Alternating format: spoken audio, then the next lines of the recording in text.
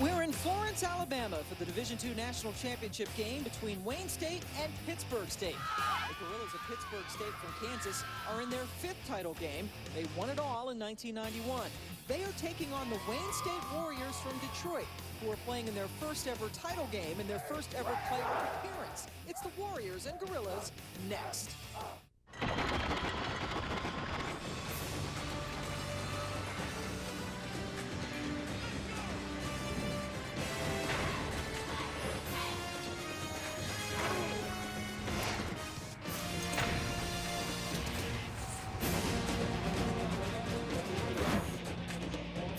Welcome to the Division II Football National Championship presented by Enterprise Rent-A-Car. We come to you from Brawley Stadium in Florence, Alabama. Wayne State taking on Pittsburg State. Wayne State a 6th seed in their Super Regional. There is no 7th seed. They certainly are the Cinderella story. They had to win all 4 games on the road to get here, including at Winston-Salem State last week. Pittsburg State out of Kansas, winners over Delta State. They did not leave Kansas before they came to play here in Alabama. And we welcome you to the National Championship game. Pam Ward along with former Colorado and Boise State head coach Dan Hawkins. Kara Capuano will be joining us shortly. 24 teams started, Hawk. We are down to just 2. They have a playoff system in Division II. They're going to win it on the field. You have such great storylines. Obviously, Pam, you got Wayne State on the road, never been here. Pitt State always at home, always been here. And you've really got 36 scholarships in Division II. So a lot of these guys, they're playing just for the love of the game. So it's a great Cinderella story against a traditional power. That's right. Wayne State has never been to the playoffs before this season. They actually were surprised they got a bid with 3 losses coming in to this game. They won their first 5, but then slid, losing 3 of their last 5 regular season games, got into the playoffs, even though they didn't win their conference, but they won all 4 postseason games on the road to get here to Alabama. And they are led by Jeremy Jones, their own version of the Honey Badger, leads them in tackles and interceptions. Yeah, it's very rare, and he's also one of their leading sackers. It's hard to find a guy from the secondary that's your leading tackler, your interceptor, and one of your leading sacker, a guy that NFL scouts are looking at. Pittsburg State Gorillas from the Mid-America Intercollegiate Athletics Association, 12-1 on the season. They won their first 8 games, but then slipped up, losing to Washburn. After a bye week, they got into the playoffs with just the 1 loss, and they have blitzed everybody, averaging over 40 points per game in the postseason, and they avenged that only loss to Washburn in the playoffs, 31-22.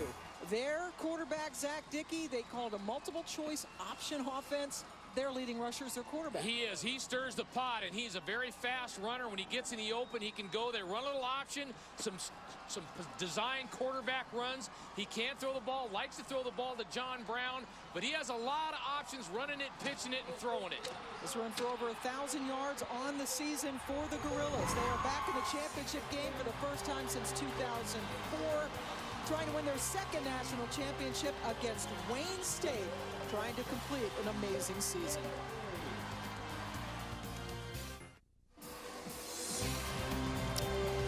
Welcome back to Alabama. We are just moments away from kickoff in the Division II championship game between Pittsburg State, the Gorillas, taking on the Warriors of Wayne State. Paul Winters in charge has done a tremendous job at Wayne State, now in his 8th season, 4 straight winning seasons, the most wins in Wayne State history, and has taken them to the postseason for the first time ever. His counterpart on the other sideline, Tim Beck, in his 2nd season as a head coach, but for 23 years was an assistant coach at Pitt State, played his football there and never left Pittsburg, Kansas. For much more on the Division II history here in Florence, Alabama, let's go to the 3rd member of our team, Kara Capuano. Well, Pam, it's with great pride that Brawley Municipal Stadium labels itself as the home of the Division II National Football Championship.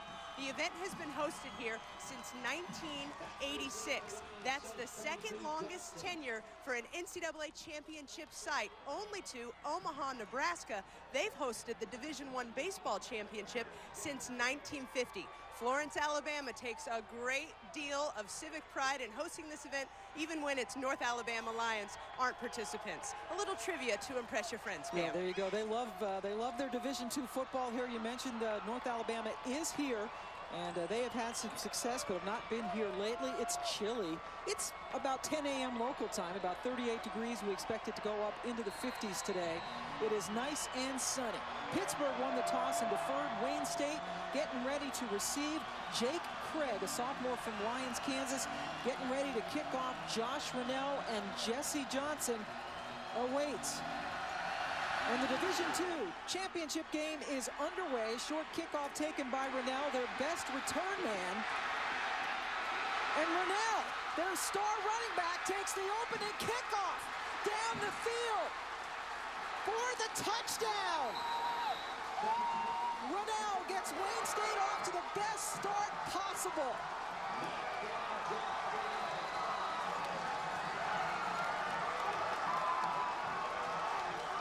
A 93-yard touchdown on the opening kickoff.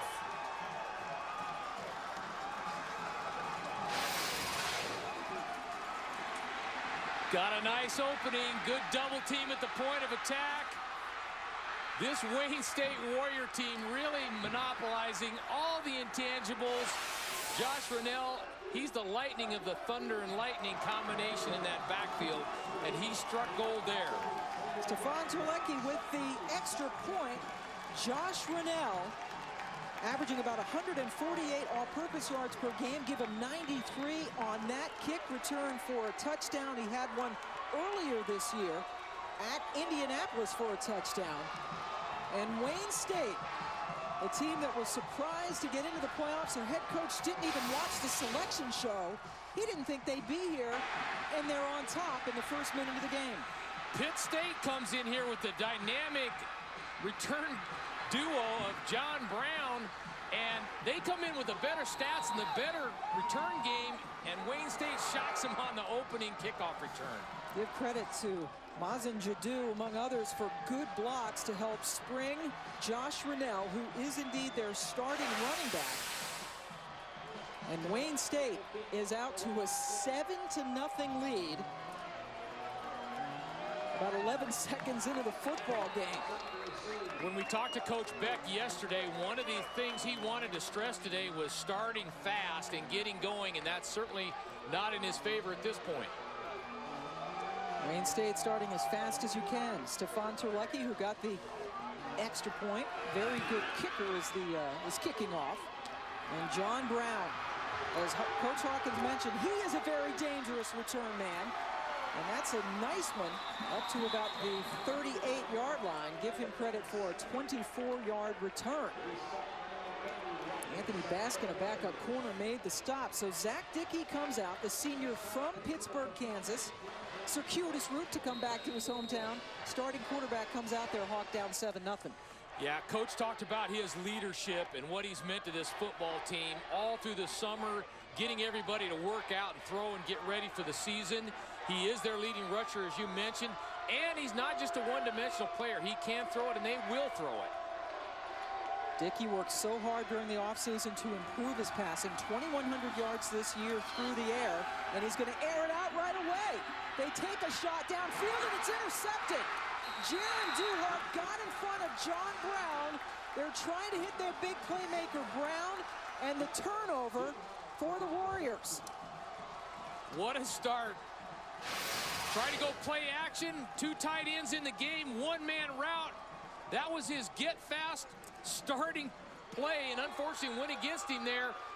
Huge momentum for Wayne State early. These guys have maximized intangibles the whole time in this playoff run, and they've got it going on all cylinders in the national championship game. That is the 22nd interception of the season by the Warriors. And Duhart batted down a fourth down pass late in the fourth quarter last week to seal the win at Winston-Salem State. Josh Rennell, who took the opening kickback 93 yards for the touchdown, picked up 3 yards on that play.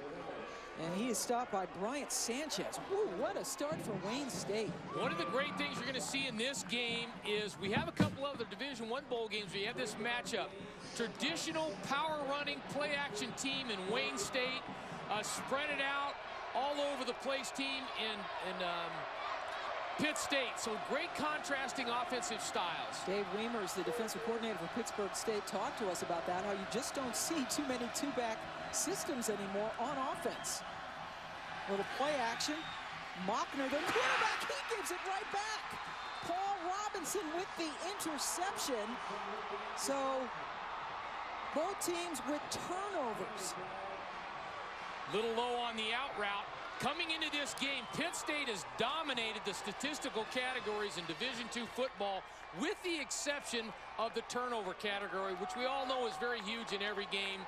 Great field position and a momentum counter by the Gorillas. After the play, Robinson has made some big plays, a couple of touchdowns on interceptions this season, including last week. Steve Sense from the Great American Conference. Joe Long was called for a personal foul on that play for Wayne State, and there's the pick. Trying to throw the out route. Good job sinking, just doesn't have room. Trying to get the ball out to Troy Burrell. He is the playmaker for the Warriors on the outside. Good counter in the interception. Now let's see if they can capture some momentum back on this drive in the red zone. So Wayne State had its 22nd interception of the season. That was the 24th interception for Pittsburg State this year. So Pitt State gets the ball back in good field position at the 22-yard line. See how Zach Dickey responds. He threw an interception on his first pass. This one is flared out to John Thomas. And Thomas is taken down around the 15-yard line. He picked up 7 on that play. That's an example of the multiple choice offense. Had an opportunity to hand the ball to the tailback. Zach could have run it, and he ended up throwing it outside because he had a numbers advantage on the perimeter. Steve Rampy, the offensive coordinator for Pittsburgh. Pittsburgh is allowed, by the way, only 8 sacks on the season. Second and 3. Handoff to Eric Love, and Love breaks into the end zone for the touchdown. Pittsburgh State capitalizes on the interception with a 15-yard score.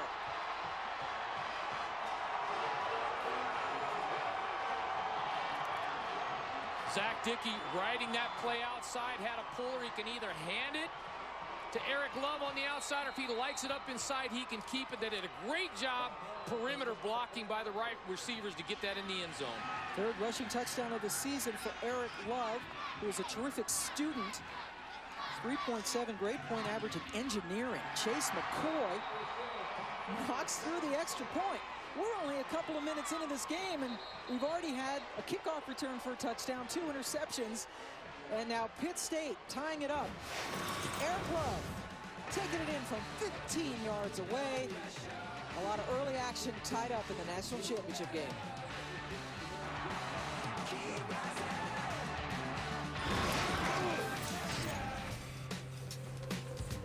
College football in high definition is presented by Vizio.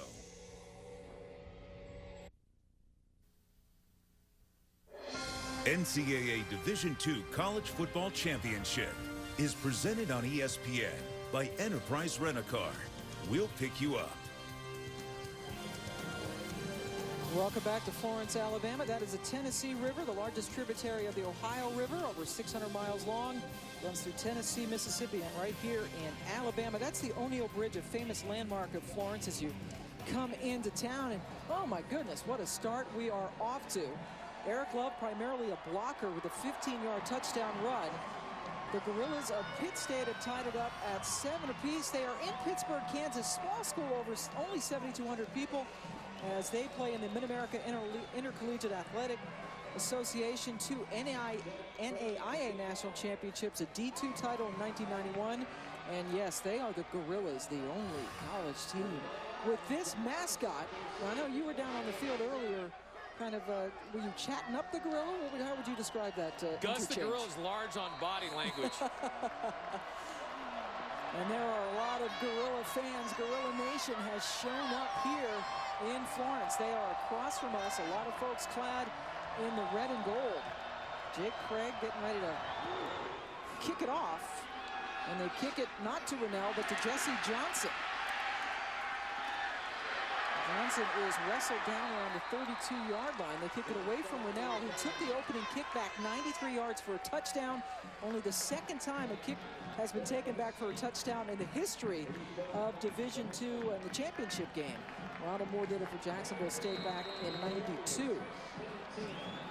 So the offense back on the field. Mickey Mockner has thrown an interception, and Pitt State was able to capitalize on it. He leads his offense back out there. He did throw a couple of picks last week in the semi.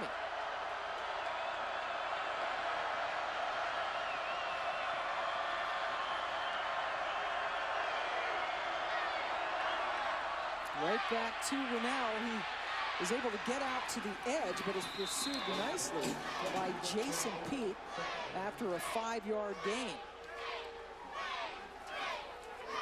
Josh went down very tough over the bench. There's a cement walkway over there. They're calling for the trainer.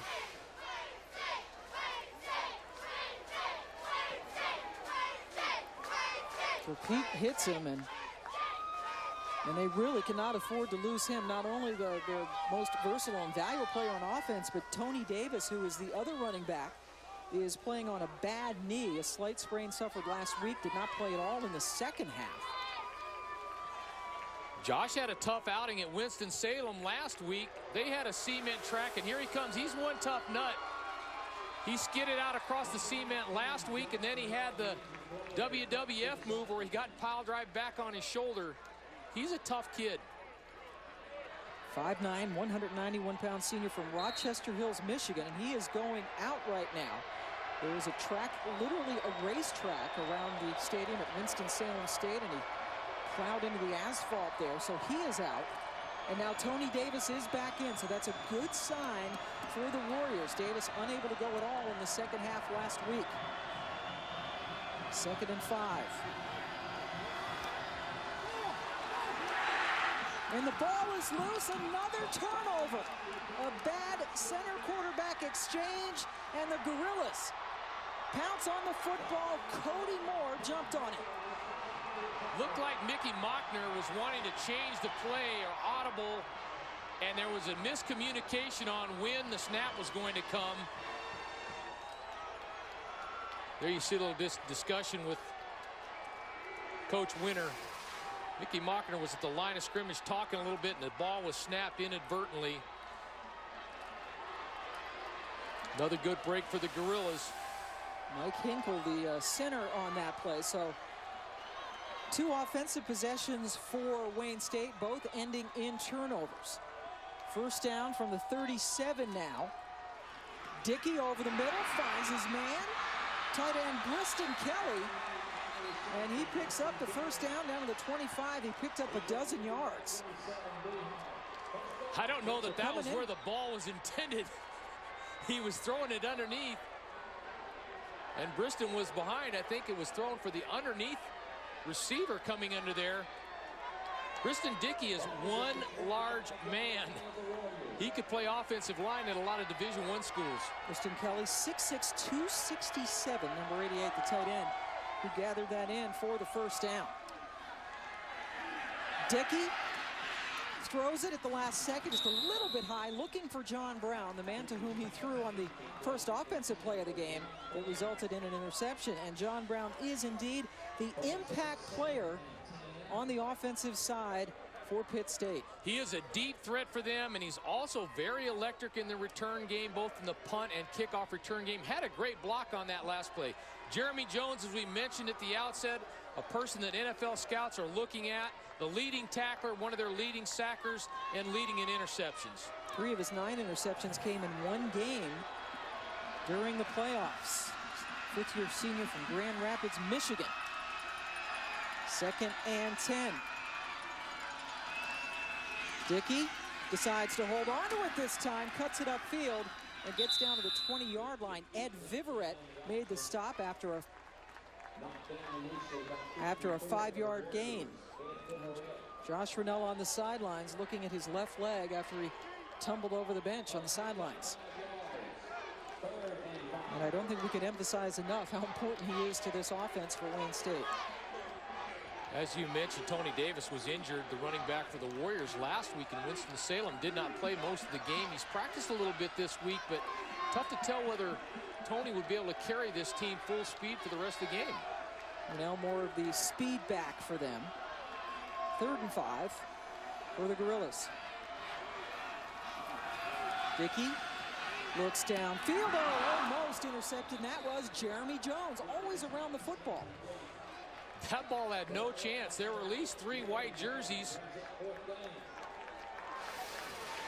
in between Andrew Castaneda. I don't know that he really wanted that ball to come out. He had a lot of opportunities to get that ball intercepted. Trying to force that in. Jeremy Jones not going to drop too many of those plays. Pitt State has a lot of confidence in Chase McCoy. This is a 37-yard field goal attempt, well within his range. His career long is a 43-yarder. McCoy for the lead. And he knocks it through. Got the ricochet, played the bounce. But it counts anyway. So the Gorillas have scored all 10 of their points off Wayne State turnovers. The interception and then the fumble recovery. Pitt State fell behind 7-0 on the opening kick, but they have come up large on defense. The offense has responded with 10 points. McCoy got the bounce, and it's 10-7 Gorillas.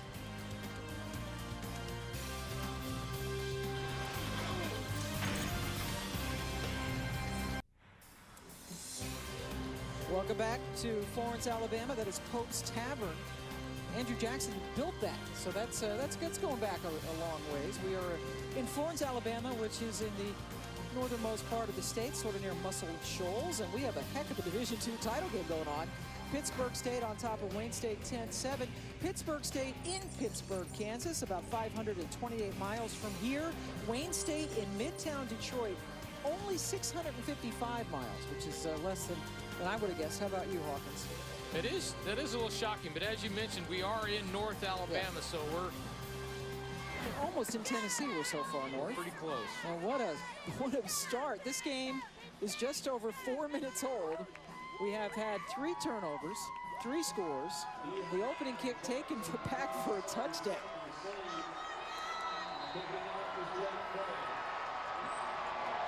The ball about to go back to Wayne State. Jaron Duhart filling in for Josh Rennell, who has been hurt in this game. We'll have a report on him in just a sec. Craig's kickoff. He is the punter, by the way, for Pitt State. Short kickoff taken by Johnson. And Johnson gets himself a lane. Up close to the 45-yard line. Give him credit for a 29-yard return. The kicker, Jake Craig, made the stop. Josh Rennell was hurt. A big concern for Wayne State. Let's go to Kara Capuano. Guys, I just talked to trainer Mike Chan, and he told me that Rennell injured his left leg running out of bounds and running into a few things. You can see they're icing that left leg. He's back there just trying to get it ready to get back in, but Chan said he does anticipate he'll be ready to return, Pam. All right, thank you, Kara. That is huge, and as tough as he is, and he's a senior, you would think that Rennell would have to come back into that game if at all possible. Took the opening kick for a touchdown. Meanwhile, another player, Mo Davenport, a special teamer and a backup linebacker, he is being helped off the field. So a very physical start to this football game. Davenport, like the vast majority of this Wayne State team, is a Michigan native. There's a handful of Ohio natives, and that's it. A lot of Michigan guys, a few Ohio guys, and nobody else playing for this team from Detroit. Mickey Mockman. Last time he tried to take a snap, it was fumbled. Pittsburg State recovered and then kicked a field goal. Trips right, but they hand it off to Tony Davis. Davis, the more bruising of the two backs, taken down by Nate Dreiling and Paul Robinson after a 4-yard gain. And Dreiling is a terrific football player, 2-time All-American, just a sophomore. He is very rangy. His dad, a high school coach in the state of Kansas, and won, I believe, his 7th championship Friday night. But Nate is leading their team in interceptions as well. Big, tall, rangy guy. Again, he's a guy that looks like a Division Type 1 body. 6'4", 228, playing the linebacker position. The ball pops up again. but Mockner was able to hang on to it. But his offense has been less than sharp for Wayne State. Little flea flicker just didn't get back. Didn't get back like they wanted it to. Pulling out all the stops early on. A lot of emotion when you get to the national championship game. That performance anxiety curve is peaked at its maximum. Need to calm down and just do what they do. They're very ball control offense.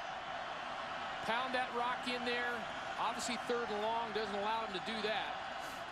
And they lost 10 yards on that play. Troy Burrell, number 1, is their go-to receiver. Burrell over the middle, but they're going up top. That one is intercepted. Thrown way short for Dominique Maybanks, and Elijah Olabode got the pick. 3 turnovers for Wayne State. Trying to get a couple of shots in early. They were trying to go with a flea flicker on the earlier play. Coach Paul Winter, I love his class on the sideline. Very poised. Same way last week. Got a post route coming in behind. Safety bites inside, but you just need to get that ball outside. Elijah Olabode is the best defensive back on the Pitt State secondary. That is his 4th interception of the season. 2nd pick thrown by Mockner, and we're still in the 1st quarter. The Gorillas start on their side of the field for the first time today. Pass is complete. And then a nice run after the catch by Jason Spradling. They have a 1-2 punch with their tailbacks with Bryston Wilson and Spradling, a junior from Lewisburg, Kansas. And he doesn't actually catch a lot of balls. Only the 4th one he's caught this year. Picked up 13 yards. Jason Spradling's the more scat back type combination that Pittsburgh has in the backfield. Picked up 13, takes a rest. Bryston Wilson, the other part of that pairing, is in there. Wilson's 25 years old.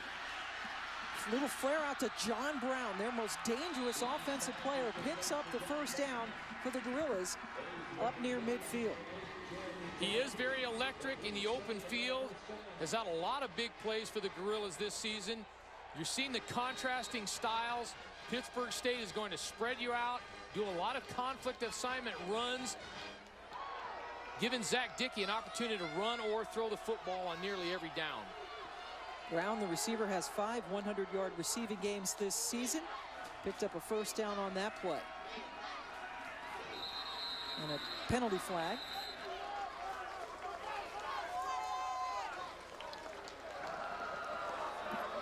Before the snap, false start, 76, offense, 5-yard penalty, 1st down.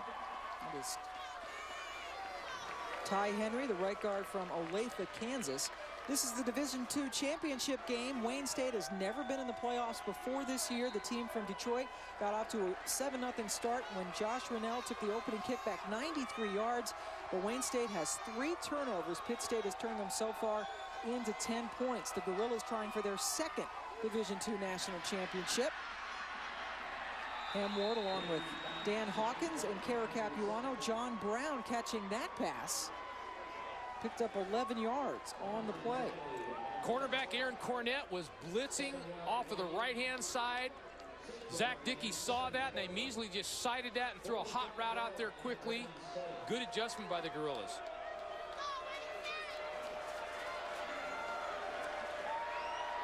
He's up 2nd and 4.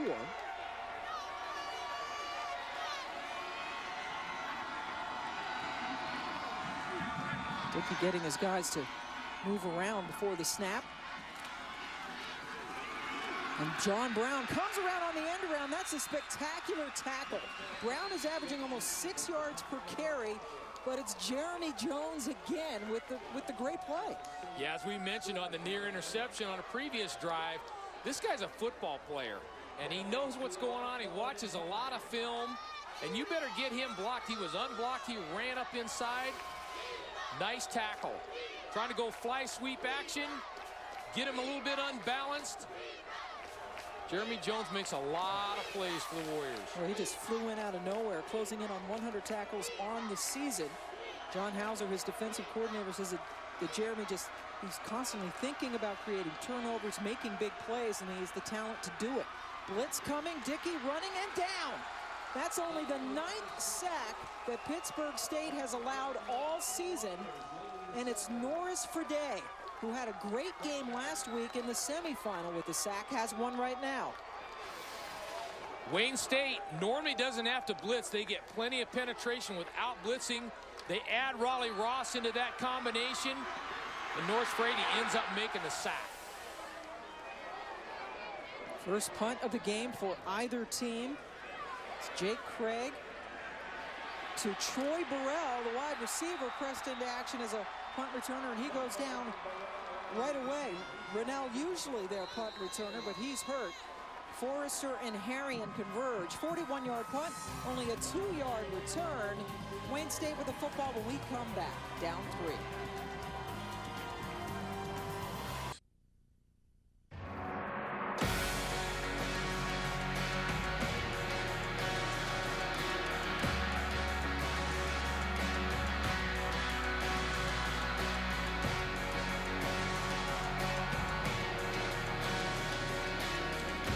We are back at the Division II championship game. Wayne State players wearing a number 3 decal on their helmets in honor of defensive back Cortez Smith, who was shot and killed in downtown Detroit while trying to break up a fight in May.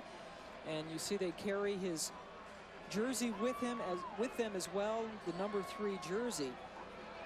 Detroit police apprehended a suspect in the shooting in June, and then on Wednesday a second suspect was captured by U.S. Marshals in Nevada. And there is Cortez's mom, Beverly Smith, who has been an honorary captain at a few games. Just a heartbreaking story. Cortez was on the all-academic squad for the Great Lakes Conference, was their defensive rookie of the year, and the players have dedicated the season to Cortez Smith. Troy Burrell, their talented wide receiver, was his roommate, and Burrell said he feels like they always have a 12th man on the field with them in Cortez Smith.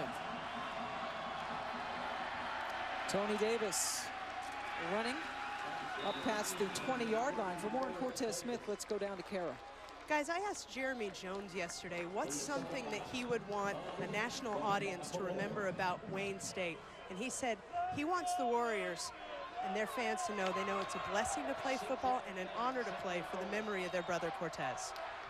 And they also carry a white flag that says Cortez the Conqueror, number 3, when they come on the field, as Davis gets another carry.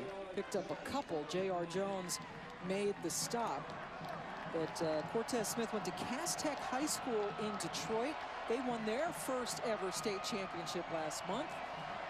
And Wayne State, his college team, tried to win their first championship and remarkably their first appearance in the playoffs. They've been playing football for a long time there. This is the first time they're in the playoffs and they're playing for the title. 3rd and 1.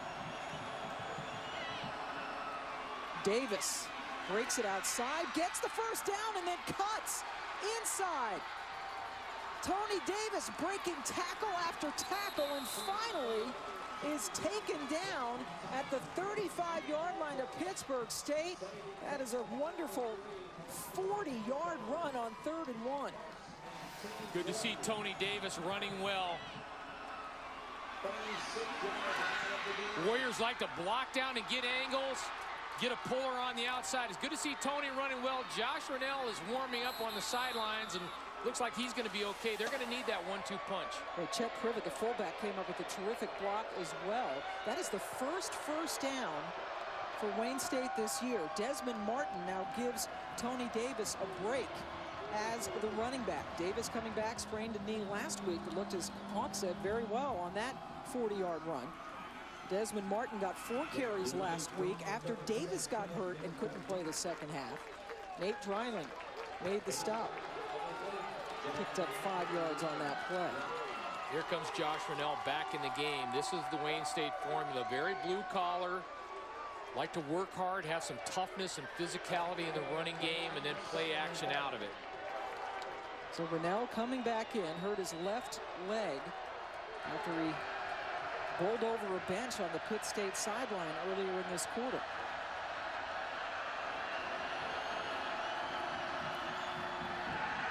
Mockner rolls, throws, and completes it to Burrell. The leading receiver by a lot on this team picks up another first down for Wayne State. He's caught 46% of all completed passes this year. Coming back with a naked bootleg, dragger not there, thrown to Troy Burrell on the drag over the top. Olabode with a high tackle, but it's 13 yards, another first down. And Rennell is taken down hard on the sideline by Jason Peete. Jason Peete is a playmaker for the Gorillas, just a freshman. The defense of the Gorillas run out of the 4-2-5 scheme. Pitt State has a long tradition. Gary Patterson, head coach at TCU, comes from Pitt State. Dennis Francione spent some time there, as well as Jerry Kill, who's up at Minnesota. So a lot of great coaches have come through Pitt State, and Pitt State running that 4-2-5 that Gary Patterson runs at TCU. Tim Beck, their head coach, talked about the influences those guys have had on him. By far the best drive of the game. Tony Davis back in for Rennell at running back. Dreiling has another tackle, but it's a 7-yard gain for Davis. Settling into their formula. They took a couple of shots early on, and maybe they just wanted to get Pittsburg State to back off. But this is the formula for success for the Warriors. Keep running the football, and then get some good play action coming off it. 3rd and 2 for the Warriors. Privet in there at fullback, Davis the tailback. Had a lot of success running to the left out of this wing formation last week against Winston-Salem, and they go right back to it. They go right back to Davis, who cuts it inside. And should have the first down from where they have marked it. Cody Moore made the stop. He had a fumble recovery earlier in this quarter. And it is indeed 1st and goal for Wayne State. Pittsburg State, not a huge pressure team. They will bring a little bit of edge pressure. They might feel the need to start bringing extra guys to try to counteract the push that Wayne State's getting up front in the run game. 1st and goal. Rennell back in there. He gets the handoff and fumbled the ball. He did jump right back onto it. Nate Reiling blitzing up inside, timed it perfectly on the snap count, and just about got there at the mesh point. Here you see him coming right there behind the puller. Wayne State getting lucky to get back on that ball. Nate Dreiling there, the All-American for Pitt State. Really talented player, really smart player, as we mentioned at the top. His dad is a football coach, been around the game, and a real playmaker for the Gorillas. Had a terrific game last week in the semi against Delta State with 18 tackles, but he's well on his way to matching that today. 2nd and goal. On the rollout, Mockner pulls it down and is tackled about a yard short of the goal line by Joe Uzzle. Picked up 8 on that play. Mickey Mockner, not necessarily a runner from the quarterback position, but effective when he has to. I think Pittsburgh was wanting a little bit of hold call out there on the edge, didn't get it. Mickey doing a good job making the most of his legs down inside here. Need to punch it in for this touchdown here. 3rd and goal. Tony Davis, who has 20 rushing touchdowns on the season, gets it, tried to go over the top. Dreiling got a hold of him, but not enough. Touchdown, Wayne State. And they take the lead back. Simple lead play. They love going over their left side where Joe Long is. They were very productive last week against Winston-Salem, and they're finding some success going left again here today against Pitt State. Curtis Ferguson is the guard on that side. Joe Long, the left tackle, a terrific player. Jake Long's little brother. Terlecki makes it 14-10. So the first offensive possession in which Wayne State does not turn the ball over turns into a touchdown. Running the football, stopping the run game and turnovers. Every coach, every week ends up being coach speak, but it's really true. 21st rushing touchdown of the season for Tony Davis, who ran for 326 yards and 5 touchdowns in their win against St. Cloud State the very first week of the playoffs. And there you see that Wayne State, as you said, Dan Hawkins calming down a little bit. They took some shots in their first few drives, a fumble on a snap, a center quarterback exchange, 2 interceptions, and that last drive was more like the Wayne State football we're used to seeing from Paul Winters, the head coach and offensive coordinator. Yeah, and Paul Winters, we had him last week, as you mentioned, against Winston-Salem. Just love his demeanor, very calm, very poised, classy guy, very much in control, knows what the Warriors are all about, and obviously has this group marching in step with his philosophy. Tolecki kicks it off. Another short kickoff taken at the 20.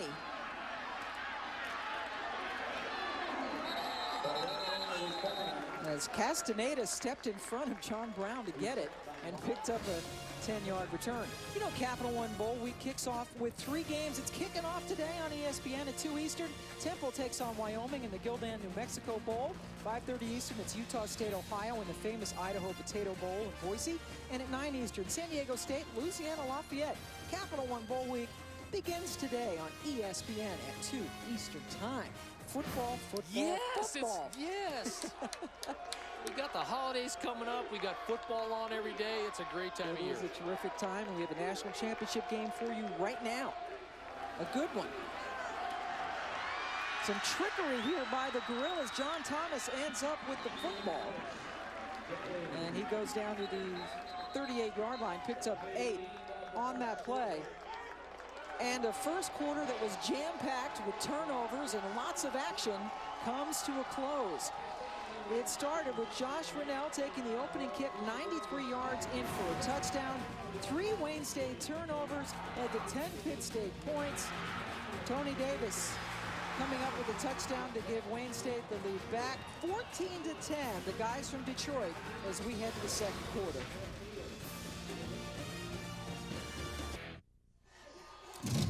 The first quarter was a wild one here in the national championship game in the Division II. Josh Rennell with a 93-yard kick return. That's the opening kick. Only the second time in the history of these championship games in Division II has a kick return been taken back for a score. But then Wayne State couldn't hang on to the football, and neither could the Gorillas. There were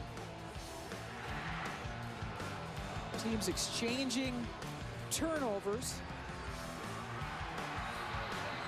And then Tony Davis giving Wayne State the lead back on that drive. He had 6 carries for 60 yards, including a great 40-yard run on a 3rd and 1. Josh Rennell has been banged up, however. They're a great running back. 3 turnovers in the first 3 drives for Wayne State. The one time they didn't turn it over, they scored a touchdown. Now the Gorillas with the football. It's Jason Spradlin. Picked up 3 yards before he was taken down by Mazin Jadou. Pitt State trying to get back in the game with their running game as well. They are a balanced offense. They've made most of their living this year running the football, keyed by Zach Dickey. They average over 40 points per game, both in the regular season and in the playoffs. They average 454 yards. 264 of which on average come on the ground. So a very prolific offense, needless to say, when you're scoring 40 points a game. And Dickey fuels it, the quarterback, who has run for over 1,000 yards this season. In fact, their leading rusher. Picked up 9. Value of a running quarterback, and Zach Dickey has some girth to him. He's not a little skinny guy. He's got some power. They're just running a simple lead play off to the right-hand side there, went trips to the far side, got an unbalanced look, had numbers, and ran it back with a quarterback weak side. Dickey from right in Pittsburg, Kansas. Originally went to Oklahoma State, but they didn't want him to play quarterback. Ended up back at his hometown school. And on 2nd and short, that's a first down for Spradling. Let's go to the studio. An update from Steve Bunin. Thank you, Pam. College basketball, Jared Sullinger will start for number 2 Ohio State against South Carolina. That's coming up on ESPN in less than 9 minutes. It'll be his first start since missing a couple of games with back spasms. And a lot of holiday hoops today. Notre Dame taking on Indiana, ranked for the first time under Tom Crean at 4:30 Eastern, followed by Syracuse at number 1 at NC State. Both those games on ESPN2. Pam, Dan? Thank you very much, Steve. So you got basketball and also lots and lots of football games from which to choose today on ESPN and ESPN2. Dickey, the quarterback, on first down gets ridden out by Ed Viverette, who was a second-team all-conference performer this year. That was a 3-yard gain for Dickey. Pitt State is starting to put 3 receivers to one side and run the ball the other side. Wayne State is rotating and getting their linebackers to bump out to the 3 receiver side, as well as rotating the secondary. So look for them to continue to go back there and see if Wayne State rotates back to that weak side. They're coming back in another 3 receivers to the left set again.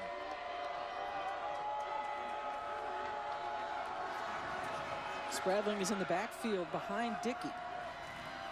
Dickey decides to hang on to it. Spradling threw a nice block on Viverette. As the quarterback got close to a first down. Picked up 7, and some flags came in at the end of the play. They're coming back to it. They found a little weakness defensively in Wayne State, and they've gone over there 3 times. They're going to make the Warriors solve this. I'll bet they just keep running it until Wayne State comes up with an answer.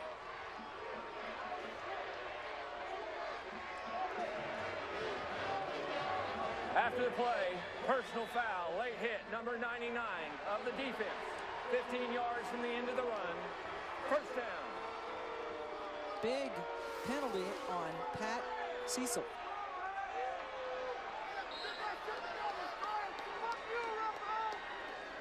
Yeah, a little bit late coming in there.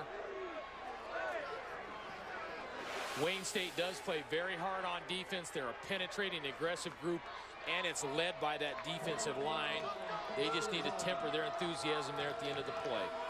Tack on 15 yards. More flags down. So 7 yards they gained on the run, plus 15 yards, so that's a 22-yard net. False start, snap infraction, number 71 of the offense. 5-yard penalty, first down.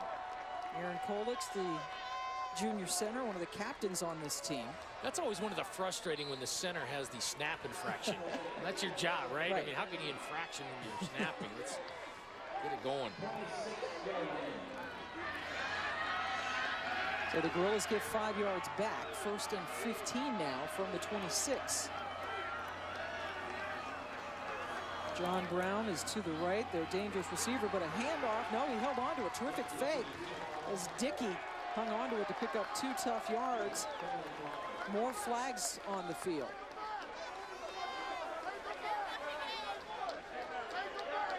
We had no flags in the first quarter, but the second quarter we've seen quite a bit of them. After the play, personal foul, 76 offense. 15-yard penalty to play first down. Wow, that is Ty Henry, their right guard. Had a personal foul against Wayne State on this drive, and now one against Pitt State.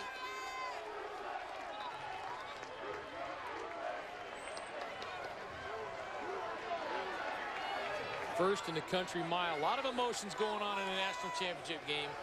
Guys seem to settle in and play football. Both coaching staffs talked to us earlier in the week about how physical their opponents were. It's starting to get chippy down there, obviously with the personal foul penalties. That's a high throw that was taken down like it was thrown right to him. John Brown going up and bringing it down. He picked up 18 yards on that play. Let's head down to the field and Kara Capuano. Well, guys, it's really a family affair for Zach Dickey and the Dickey family. His uncle Steve was a wide receiver on the 1981 NAIA championship playing team. They did finish runner-up that year. Uncle Steve actually gave Zach his championship participant ring before the season began. He showed it to us yesterday. He carries it in his pocket for good luck for this year's run. Of course, he wants a better version of that ring, not just a participant's ring. He wants the whole 9 yards, a national championship. The senior from Pittsburgh. Timeout taken by the Gorillas. On a 3rd and 10, a very big play coming up. They're going to talk about it over on the sidelines. In the national championship game, Wayne State is leading Pittsburg State by 4. NCAA Division II College Football Championship. Brought to you by the Home Depot. More saving, more doing. That's the power of the Home Depot. That's a look at downtown Florence, the historic district. Lots of tourism events, including the W.C. Handy Music Festival. They have a house there in which he grew up. A Renaissance Fair in the fall. Great barbecue you can get around here, too. Lots of blues, playing the blues. That's right, W.C. Handy. From right here in Florence. This is a big 3rd down. Let's see what Pitt State does after taking a timeout. 3rd and 10 from the 21-yard line. Wayne State with 2 down linemen in. And they bring the blitz, yep. Dickey has a lot of green in front of him, but he needed 10 yards. I knew that was Jeremy Jones. You don't even really need to look to see that it was number 8. What a great open field tackle. And Zach Dickey has got some shakes in the open field. That's not an easy get.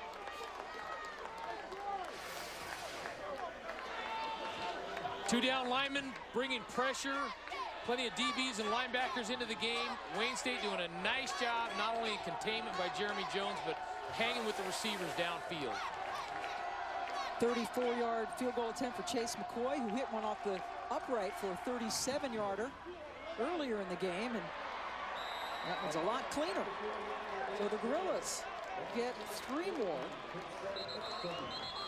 to get to within 1 point of Wayne State in this, the national championship game.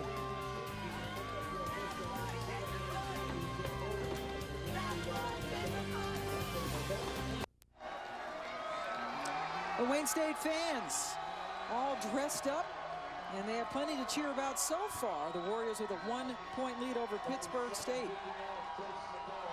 And something to cheer about for Wayne State. Josh Rennell is back to receive the kickoff. He had not been back for the last couple of returns after he got a leg banged up on a play back in the 1st quarter. Rennell took the opening kickoff 93 yards for a touchdown. Great job switching on the kick. They were trying to kick away from Josh Rennell, and he switched right at the kickoff. How about that? He and Jesse Johnson switched just as the kick was coming. Rennell took it back 21 yards. This week, Monday Night Football, we've got a good game. Frank Gore, the Niners, take on Ben Roethlisberger and the Steelers, who've won 4 in a row. Steelers-Niners on ESPN's Monday Night Football at 8:30 Eastern. Also available live on Watch ESPN. Coverage starts at 7 Eastern with Monday Night Countdown, served by Applebee's. Should be a fun game out there in San Francisco. Jim Harbaugh doing a great job in charge of the Niners. Josh Rennell gets the handoff and was taken down by Joe Uzzle for about a 4-yard gain, and Rennell is slow getting up.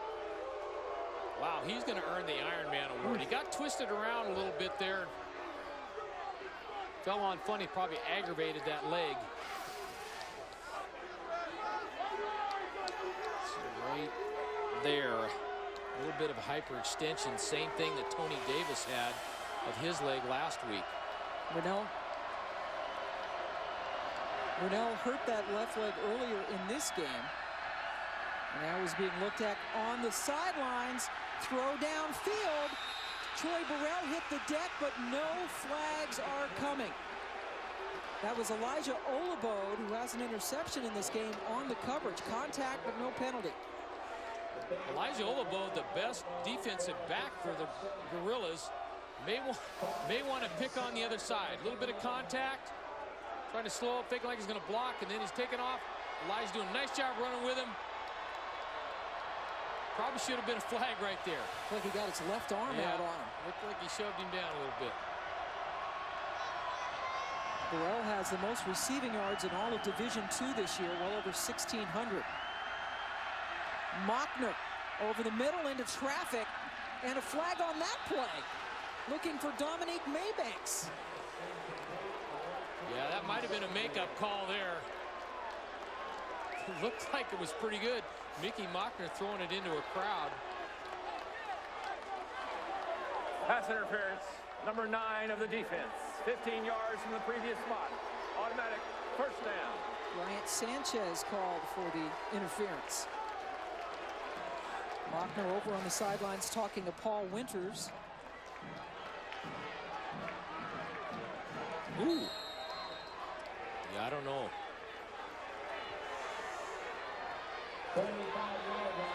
I'd say it's certainly not as egregious as the play before, where nothing was called. Desmond Martin now the running back for Wayne State. They have it 1st and 10 on their own 44-yard line. Martin gets the football, picks up about 3 tough yards. Taken down by Luke Stringer. Luke Stringer back on the field for Pittsburg State. Had not played since he hurt his ankle against Washburn in the playoffs back on November the 26th. Had not played the last couple of games. A senior from Topeka, a captain, and it's good to know he's healthy enough to play in the title game. Good to see those guys get back and finish it off the right way. He's been a vital cog as one of the starting linebackers next to Nate Dreiling in this 4-2-5 defense that Pittsburg State runs. 2nd and 6. Davis breaks free. Tony Davis trying to get a block from Burrell. Stiff arms a defender down. Tony Davis running around, through, and over guys to get inside the 10-yard line. Great cut, running power to the right, and Troy Burrell, their great wide receiver, blocking his tail off. Good vision. Great job by the Troy Burrell doing it. Bring back the stiff arm. That's Paul Robinson. Robinson, the recipient of that stiff arm. That's a 44-yard run by Davis, who had a 40-yard run earlier in the game. Now Davis trying to finish it off 1st and goal. Is tackled down by Robinson. What a spectacular run, and they have needed him. Davis is the guy, again, who left the game last week in the first half with a sprained knee, did not come back in the second half, and now that Rennell's hurt, they need to ride his back, and he's picking him up. Yeah, doing a great job. This is not a good formula for the Gorillas because they're getting the running game going back to that left side. Josh Rennell, they had his shoe off. He had a foot issue. Looks like he's going to be okay. He's going to get the Ironman award for this playoff run. Looking at his left leg in a previous instance in this game, now his right foot. 2nd and goal. Davis taken down from behind by Nate Dreiling, the sophomore, 2-time All-American. Already in the top 10 at Pittsburg State history for tackles, only as a sophomore.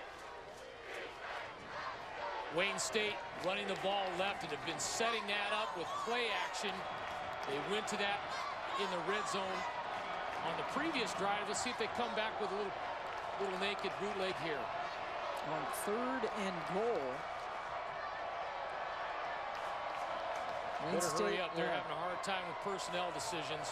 Nobody's sure going to take a timeout here, I'll bet you. A little confusion going on. Davis comes in there, and now Mockner does indeed call a timeout. Good decision by the quarterback. 3rd and goal coming up. The Warriors, after a spectacular run by Tony Davis, trying to pay it off on 3rd and goal.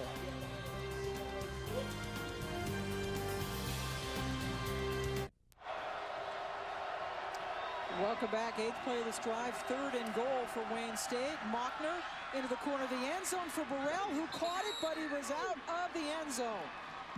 Olabo, their best cover guy, teaming up with Paul Robinson on the coverage.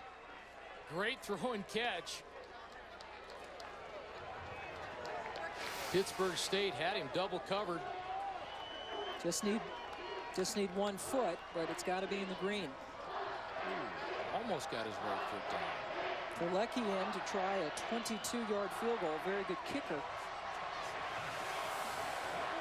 for Wayne State.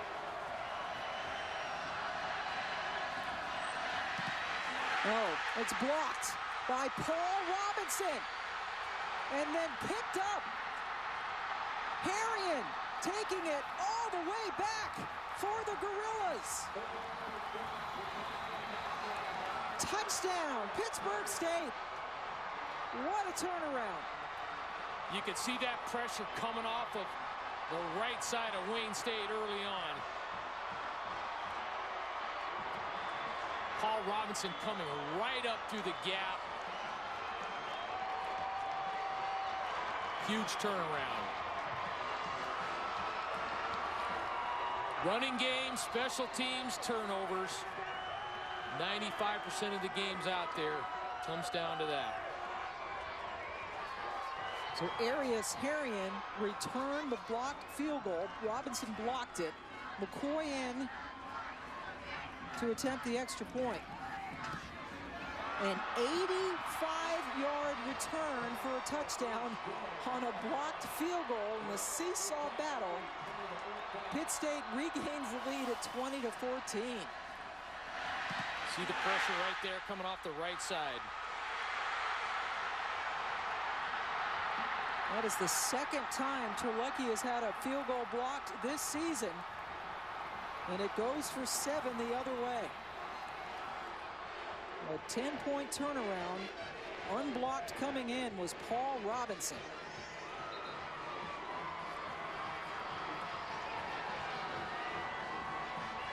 Harrion, a redshirt freshman from Tulsa, Oklahoma, takes it back 85 yards.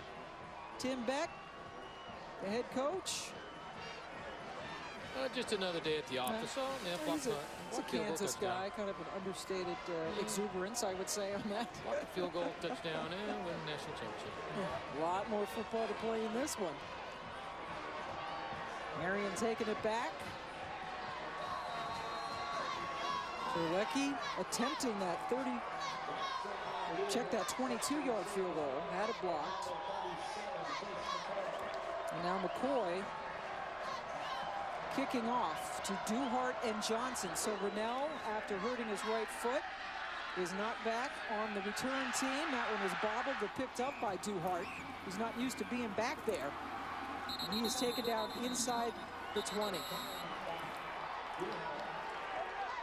Sunday NFL Countdown continues this season for 3 hours. Chris Berman, along with analysts Tom Jackson, Keyshawn Johnson, Mike Dicker, Chris Carter, Chris Mortensen, and Adam Schefter provide all the news and the latest updates. Sunday NFL Countdown presented by IBM on ESPN tomorrow at 10 a.m. Eastern Time. That's 9 a.m. Alabama time. Bryant Sanchez, who is a starting safety out on the special teams, he is now down on the field for the Gorillas. And Dan Hawkins, this game, we have seen so much in this game. We have seen the opening kickoff taken back for a touchdown. We just saw the first blocked return for a touchdown in Division II championship history. Seesaw battle, teams exchanging the lead, and we still have 6.5 minutes to go in the second quarter. Been pretty exciting. That's what you want in the final. And this is a final you played as Sanchez. Good to see him get up. Back in 82. Buddy. Back in 82. You were fighting Aggie, weren't you, in 82? Yeah. Who'd y'all play? UC Davis. We played Southwest Texas, which is now Texas State in McAllen, Texas. Did not exactly go very well for the Aggies, from what I understand. Tough outing. How many yards did you run for in that game? I have to remember. I'm not even sure I carried the ball in that game when I think back on it. You were a fullback. You were doing all the dirty work. Mockner completes it. He's had a tough day throwing the ball. Dominique Maybanks with the catch. They had good success with that scheme last week. Sprinting Mickey Mockner out and then running a stop route on the outside and a flag over the top, moving the pocket, helping protection, and he throws that ball pretty well. Mockner just 2 for 6 today for 19 yards and 2 interceptions. Happened back in the first quarter. Wayne State turned the ball over on 3 offensive possessions. And they're still very much in this game. Nate Dreiling yet again making a stop on Tony Davis, who is well over 100 yards in this game thanks to a 40-yard run and a 44-yard run. Nate Dreiling is not blitzing, but he is reading that play quickly and just penetrating up inside before they're able to combo off to him on that power play that Wayne State loves to run so well. Been an All-American in both of his years, just a sophomore. Went to Pittsburg State camps. His dad is a high school coach, very successful high school coach. 3rd and 4. Back to Davis, puts his head down, and this time he doesn't get it. He's about a yard short, stopped by Nate Dreiling.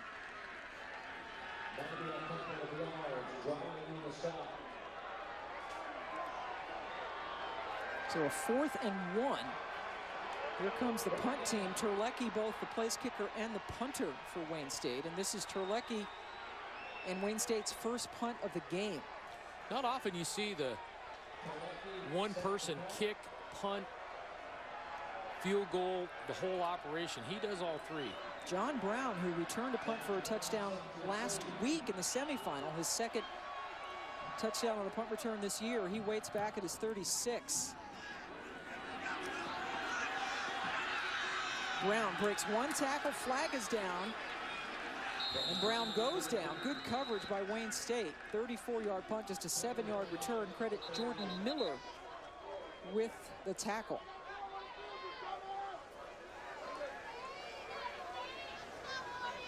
Not sure you want to punt the ball to John Brown either. Probably smart to keep the ball away from him. On the return, block in the back, number 15 of the return team. 10 yards from the spot of the foul. First down. So the Gorillas go back 10 yards, but they lead at 20-14.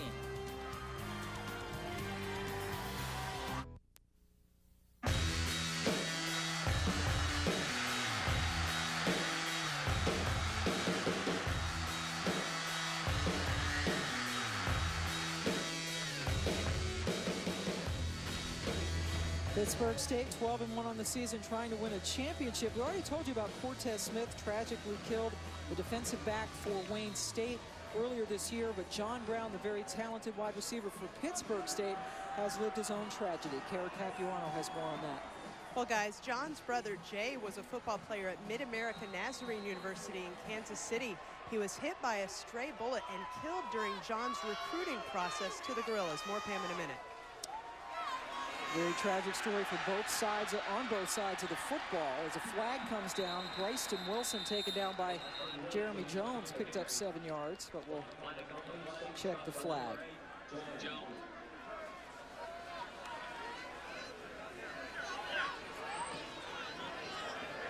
Holding, 67. Offense, 10 yards from the previous spot. Replay, first down. That's Nick Pugh with the penalty. Let's go back to Carroll. So similar to the way that Wayne State brings Cortez Smith's jersey to every game, John Brown brings this special towel in honor of his brother Jay. He forgot it for one game, the loss at Washburn. Strength and conditioning coach Neil Philpott wears it, and the guys literally, John Brown said, every man will ask him, you've got the towel here, right, buddy? You've got the towel. So that's their good luck charm. Tragic story that is certainly inspired John Brown and his teammates. 1st and 20 after the penalty. My goodness, Jeremy Jones, does he ever miss a tackle? He's in on every play. That time he got Bryston Wilson. And this was a kid that hardly anybody wanted coming out of high school. Like a lot of these Division II players, they don't get any or at all, mostly Division I offers. And here he is being looked at by NFL scouts. Yeah, and he has good size. He has good size and good strength. He's 5'11", 190 pounds. Playing with a chip on his shoulder. You like that? 4-year starter over the middle. Oh, that was thrown way over everybody's head. Let's go back to Steve Bunin in the studio. Thank you, Pam. Quick update on ESPN. This is a SportsCenter in-game update. Ohio State here creates a bucket out of a South Carolina turnover, but Jared Sullinger left the game early with a tweaked ankle. Returned. He is leaving for the locker room as we speak. Don't know if it's because of the back spasms or not, but that is bad news for Buckeyes fans. Pam, Dan? Thank you. Certainly is bad news. Sullinger has been out with the back spasms. Trying to come back today. 3rd and 16. Pitt State has not converted a 3rd down yet. Going downfield for Brown, who's open, and he hit him in perfect stride. John Brown running past Anthony Baskin on a 3rd and 16. They picked up 47 yards. Zach Dickey can throw the football, and John Brown is his favorite target. Won't be the first time today you see that, or this season. Those two know each other very well. John Brown this year became the 5th Gorilla with a 1,000-yard receiving year, 5 100-yard games. He's averaging 20 yards per reception. That one was 47 on a 3rd and 16. So it's first down now from the Wayne State 32. Back to the ground, and Bryson Wilson. Wilson will turn 26 years of age in March of next year. He graduated from high school in 2004. That's a long time ago. Took a recruiting trip to Florida. Ron Zook was interested in him, but he had grades, had a couple of kids, so and now as a junior from Tallahassee, 25-year-old guy out there playing football and playing well for Pittsburg State. Yeah, and at 6'1", 225, he's a well-built man. There he is again, Bryson Wilson. Taken down by Chris Pyatt, who was a 5th-year senior, his first year at Wayne State after starting his career at Western Michigan. Wilson actually came to Pitt State as a linebacker, but it didn't last long. They saw his athletic ability and switched him over to running back. 3rd and 5. Trying to build on a 20-14 lead. We're inside 2 minutes to go in the first half. 3 receivers to the right of Zach Dickey. So Dickey runs to the left. Little head fake, cuts inside, and is taken down. First down run at the 11. Wayne State in their dime package, 2 down linemen bringing pressure. Pittsburg State has had success putting 3 receivers to one side and coming back with a quarterback run back the other way. They ran it 3 plays in a row a few series ago. They're coming back to it now when they need it. And credit Bryson Wilson for a nice block downfield. First down at the 11. Pitt State has 2 timeouts remaining.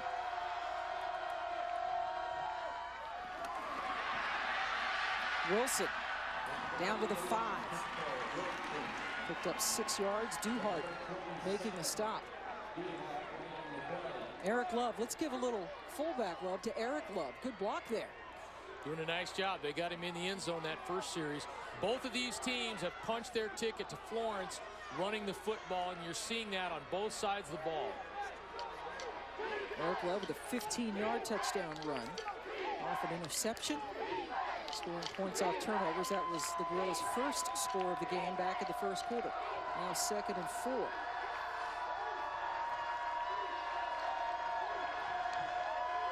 They give it to Brown, trying to bounce it outside, and he is taken out of bounds around the 2-yard line. Good play by Raleigh Ross to run him down. They list John Brown at 5'11", 170. We had a chance to speak with him yesterday. I think that's stretching it. He can run, but I'm not sure he's even all of 5'11", 170. Really nice kid, a lot of energy, really explosive player for the Gorillas. And he got him a 1st and goal. And a lot of the reason why some of these guys are in Division II is because they don't pass the eye test. They don't have the height and the weight and the size that some coaches want in Division I. Mandel Dixon, a true freshman, given the ball. He's played some tight end and at fullback on that play.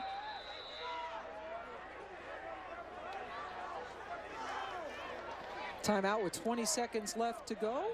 During this timeout, let's go back to Steve Bunin in the studio.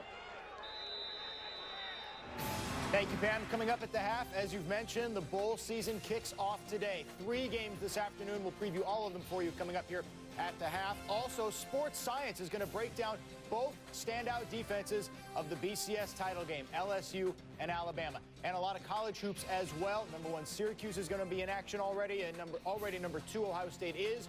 Jared Sullinger is out. We'll give you the details on that. All coming up at the half.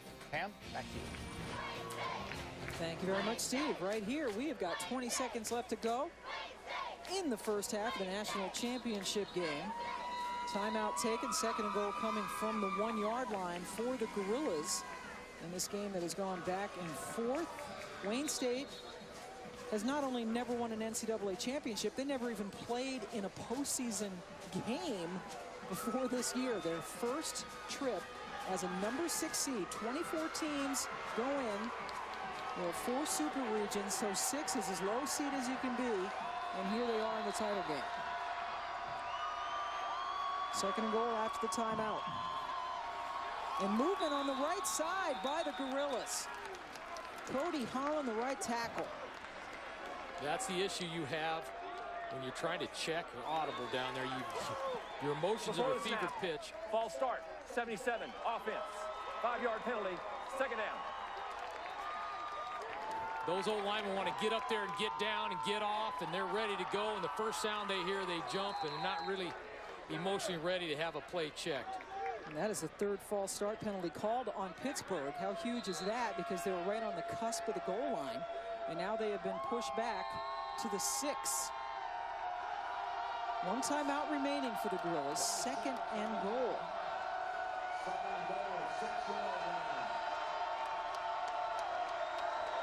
Wilson remains in as the tailback.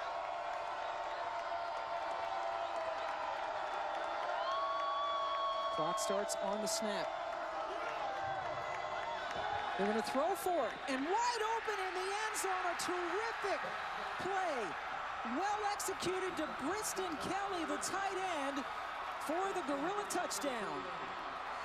You wondered when both tight ends switched before the ball snapped. One was supposed to be in a specific spot. Only 1 timeout. They needed to go play action. I thought they might go with a sprint out, run pass action, but great deception throwing back against the grain. Second touchdown catch of the season for Kelly. Chase McCoy in to add the extra point. Pittsburg State extending its lead now to 27-14.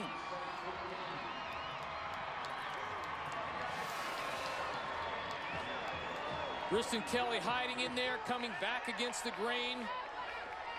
It's 6'7", 260. Hard to miss that target.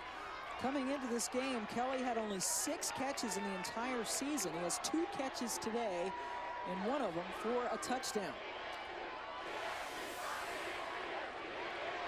I'm going to make a suggestion for Briston. Start eating, put on some weight, and be an offensive tackle in the NFL. You see him as a future as one of the big guys up front. 6'6", 267, not nearly big enough to be a tackle in the NFL these days. Start eating. Double portions. Wayne State led this game 14-10.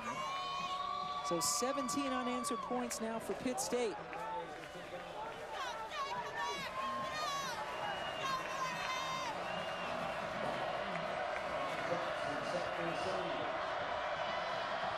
McCoy with the little pop-up kickoff. They want to keep it away from the dangerous return men downfield. It's a live ball at that point. Almost problem. They're lucky that John Robinson got over there. That ball hit the ground, could have been recovered. Robinson picked up a kick last week as well. But it's Wayne State football. The fall NCAA championships continue tonight with the women's volleyball championship. UCLA, Illinois for the national title tonight at 8:30 on ESPN2. For more information, go to ncaa.com, the official online home for all 89 NCAA championships. Yes, that's right. Penn State's not playing. They got knocked out. I was just going to say, UCLA no Nebraska, no Penn State. No. UCLA, Illinois coming up tonight. Montner trying to make something happen. And he goes down. Not a sack as he was tackled about a yard downfield by Spencer Worthington. And that will do it for the first half. Wayne State started off great. 93-yard touchdown on the opening kick taken back by Josh Rennell. They led 14-10 despite 3 turnovers, but now 17 unanswered points by the Gorillas of Pittsburg State. They lead by 13. Let's go now to Kara Capuano. Coach, every unit, offense, defense, special teams, contributed to this halftime lead. What was most critical to you? Well, the special team's been pretty wild. Opening kickoff for a touchdown and and you know, blocked field goal for a touchdown. It's been pretty wild. So we got to secure our special teams up, and offensively and defensively we're playing okay. We can play a little bit better, but you got to give Wayne State some credit. They're pretty good. You had to come back to take this lead, and it's not the first time the Gorillas have faced adversity. How do your guys continue to handle that so well? Our guys just don't panic. You know, they understand it's 4 quarters and we got a lot of plays in the game, so they do a good job of just being resilient and not panicking. Coach, thank you. Thank you very much. Let's send it back to you, Pam. All right, Carol, that has been their mantra all year. One game at a time, week by week, and they have come from behind to take a 27-14 lead at the half in the Division II National Championship game. Time for the college football halftime report. The Gorillas have the lead as we send it back to Steve Bunin. Thank you, Pam. Quite the entertaining first half there in Florence, Alabama. We'll get you back for second half action shortly. There are 19 ranked college hoops teams in action today. Number 2 Ohio State already underway, and its best player is already out of the game. Jared Sullinger, who missed a pair of games with back spasms, then came off the bench midweek and played, had a double-double for the Buckeyes, starting for the first time, and does what he does best. Collect the offensive board, put it back in, and won. Those are his only 3 points of the game, though. A few minutes later, watch Sullinger down low in the key. Called for traveling, and asks to come out of the game. Well, he left, he came back in, and we'll get him leaving again momentarily in this highlight. Meantime, Buckeyes went on an 11-0 run, starting when the game was tied at 11. William Buford for 2. He's got 7. Buckeyes in control. There's Sullinger. He was kicked in the left ankle, has a contusion, and is getting an X-ray. If we get any information by the time this halftime report is over, we'll certainly bring it to you. Keep your eye on ESPN.com for more. When we return, the bowl season is underway starting today. We'll break down all 3 games, what you have to watch this afternoon.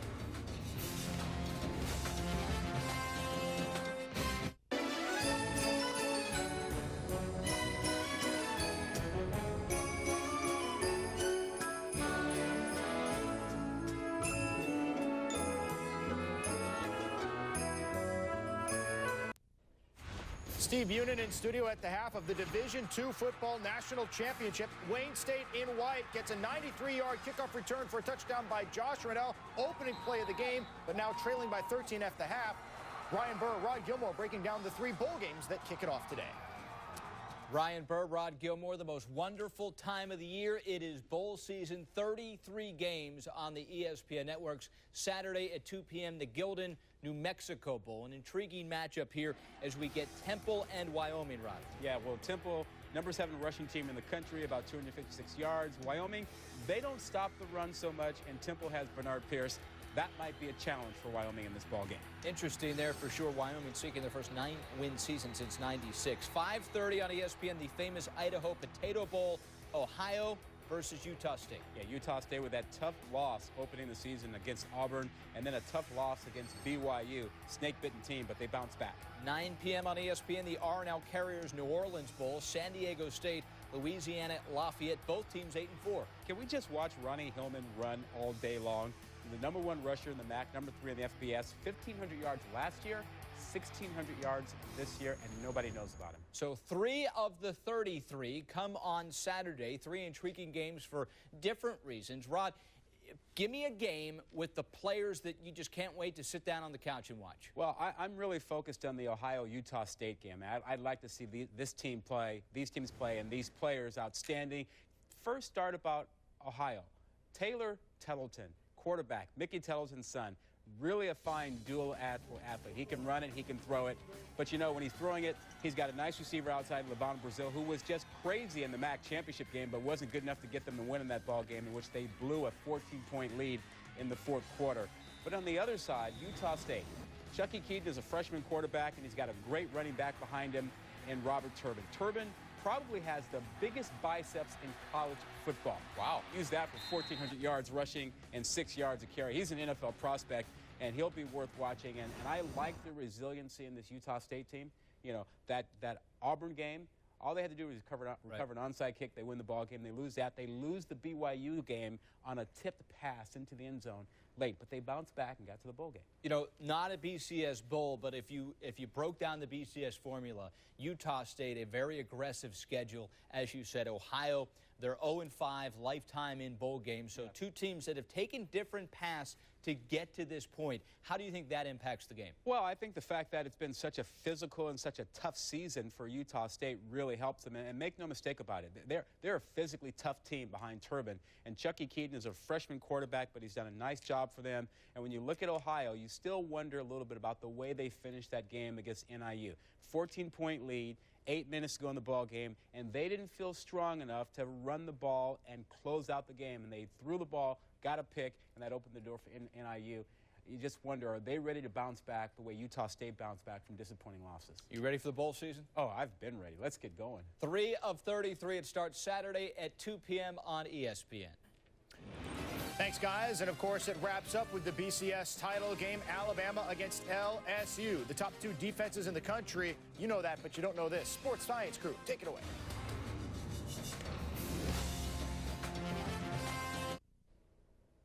Steve Bunin in studio. The BCS title game is going to be all defense. You already knew that, but if you want to impress your friends, watch this. Alabama's defense leads the nation against passing, rushing, scoring, as well as total defense. And the cornerstone is a front three that weighs in at over 900 pounds. Now, Newton's third law tells us that when two players collide, they experience the same amount of force, regardless of their relative size or speed. But that force acts through each player's center of gravity. This means that by staying low and driving up, a lineman can exert more torque and control the motion of the hit, rotating an opponent around his center of gravity and right off his feet. On average, Alabama's front three are lighter than LSU's O-linemen, but more importantly, they average about 2 inches shorter. This lower center of gravity makes it easier to gain leverage and is a key reason Bama's defense has given up fewer than 200 yards per game this season. While Alabama's defense controls the line with brute strength, LSU's defense dominates the secondary with blazing speed. All 4 starting members of LSU's secondary have reportedly clocked faster 40s than the average times for cornerbacks and safeties in the NFL. In addition to straight-ahead speeds that top 20 miles an hour, they can also change directions as quickly as elite NFL players. Analysis reveals that all 4 starters are able to change directions in only 2/3 of a second, as quickly as the Patriots' first-round draft pick and Pro Bowler Devin McCourty. Our analysis of the LSU secondary's acceleration reveals that just 2 seconds after the snap, from a standstill, they can each cover between 13 and 15 yards in every direction. This means that in the time it takes you to count 1 Mississippi, 2 Mississippi, assuming their coverage doesn't overlap, they can theoretically cover about 2,300 square yards, almost 45% of the entire field. This is one reason they've held their opponent's passing average to roughly 5 yards per attempt. Given these defenses, it shouldn't have been a surprise that when LSU and Alabama met back in November, neither team made it to the end zone. For ESPN Sports Science, I'm John Brinkus. Thanks, JB. Coming up on the halftime report, Syracuse playing its first true road game of the season and first as #1 in the land. Is that a recipe for disaster? Find out coming up.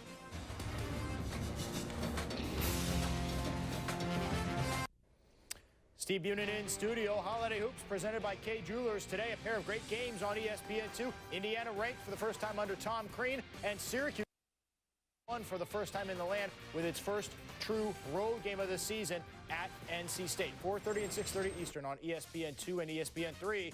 We've already got a college basketball surprise on the road. Ohio State losing by 4 to South Carolina. DeMontre Harris with the throwdown.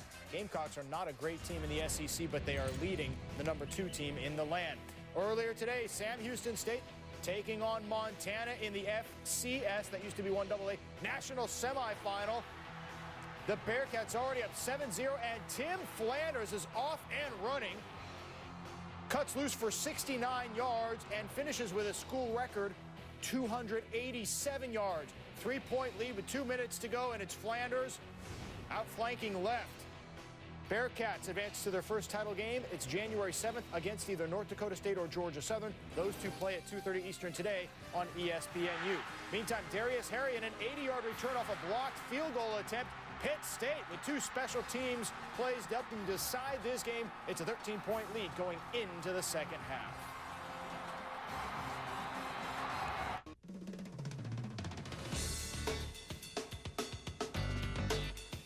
I love learning. I believe in service. I am full of passion. I embody sportsmanship. I trust in my resourcefulness. I like balance.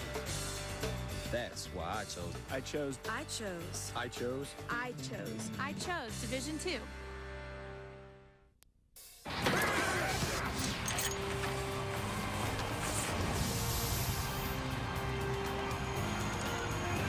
Welcome back to the Division II Football National Championship presented by Enterprise Rental Car.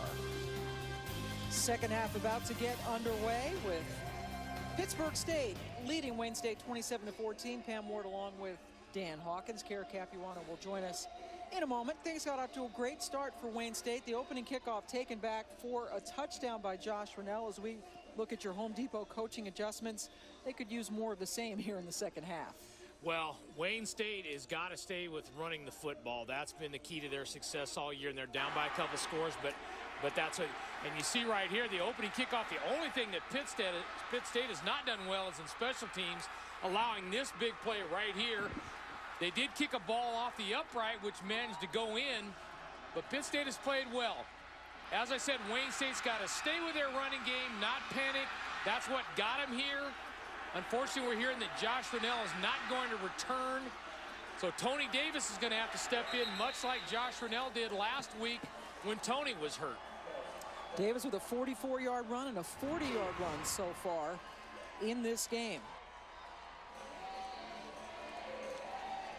So last week, Tony Davis hurt his knee in the first half of the semifinal win at Winston-Salem State, and now it's Josh Rennell, their star tailback, the speedier of the two, who is not going to play anymore because of an injury.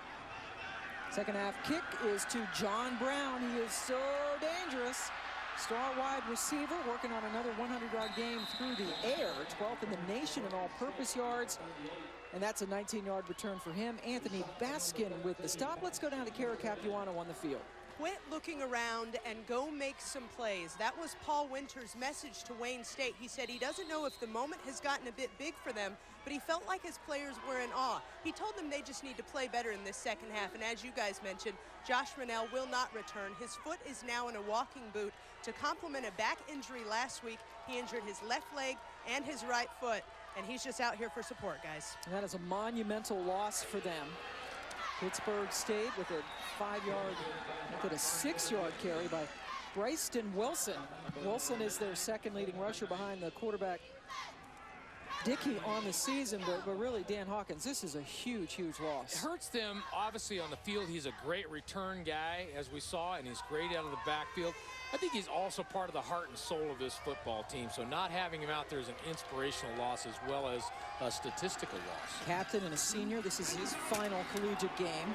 Wilson puts his head down and busts through for the first down. Jadu making the stop after another 6-yard gain. They are on Wayne State's side of the field. This drive is critical, and if Pitt State hammers this ball down and scores, it's going to be a tough goal. Wayne State has got to step up. They've got to get their mojo going. They have to make a stand right now to get this game turned. Pittsburg State has scored the last 17 points of this game. Wayne State survived 3 turnovers, still had a 14-10 lead, but has seen that evaporate.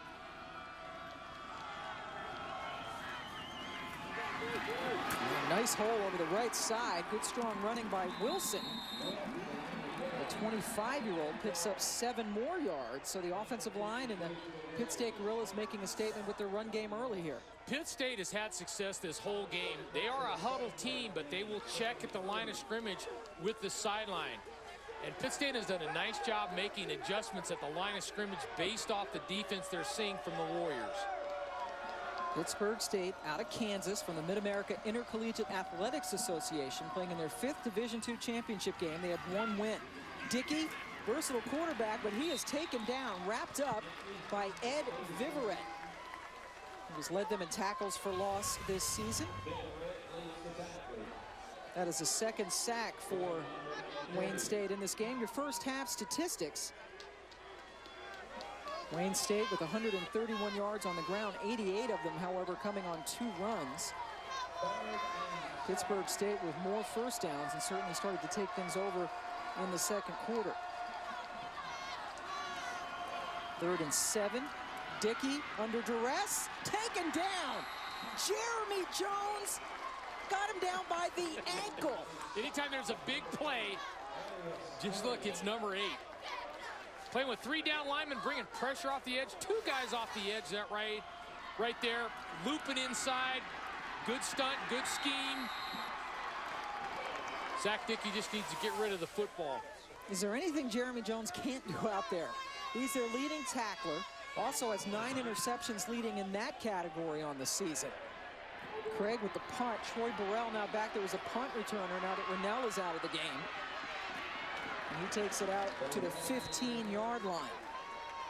45-yard punt, 7-yard return. He's holding his wrist or his arm. Can ill afford to have Troy Burrell. If they're going to have a big play in this 2nd half, they need it to come from him. Burrell by far their top receiver, banged up, running back a punt return. He was back there because Josh Rennell is out with a foot injury. Wayne State trailing in the national championship game.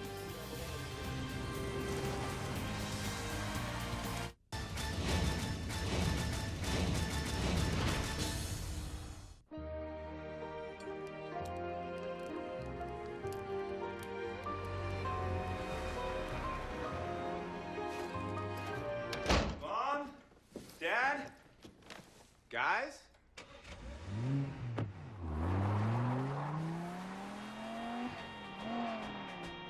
He'll be fine. More people are leaving BMW, Mercedes, and Lexus for Audi than ever before. Take advantage of exceptional values during the Season of Audi event. College football in high definition is presented by Vizio. NCAA Division II College Football Championship. Brought to you by Macy's. Welcome back to Florence, Alabama, national championship game. The Gorillas of Pittsburg State leading the Warriors of Wayne State 27-14. Capital One Bowl Week kicks off with not 1, not 2, but 3 games today on ESPN. At 2 Eastern, Temple, Wyoming in the Gildan, New Mexico Bowl. 5:30 Eastern, it's Utah State, Ohio in the famous Idaho Potato Bowl. And at 9 Eastern, San Diego State, Louisiana Lafayette in New Orleans. Capital One Week begins today on ESPN, coming your way at 2 Eastern time. That's about an hour from now. Dan Hawkins, Capital One Bowl Week. Football, football, football. It's on. We had the kickoff today. Absolutely. We had a 10 a.m. local kickoff for you folks here in Alabama. Tony Davis has to be the man for Wayne State. Much like last week when Davis missed the 2nd half and Josh Rennell had to take over. Rennell out with the injury. It's all Tony Davis. Nice to have a couple of running backs. They've got 2 good ones. Josh carried it last week. Tony needs to get it done here today. And look at him, 120 yards. The rest of the team not even close. And there's Josh Rennell. What a shame to have his great career end this way, the 5th-year senior. Davis does have a couple of long runs of at least 40 yards, and here he goes again. But Tony Davis, known as the power guy between the tackles, but he's got a little giddy up. He does, and I like the formula. That's what got him here. Stay with it. They're only down a couple scores. They drive down here and score. It'll be a whole different football game. They did a nice job getting the ball back and getting them stopped. Now answer, get yourself back in the national championship hunt. Wayne State playing in its first playoff series, had never been to the playoffs before this year.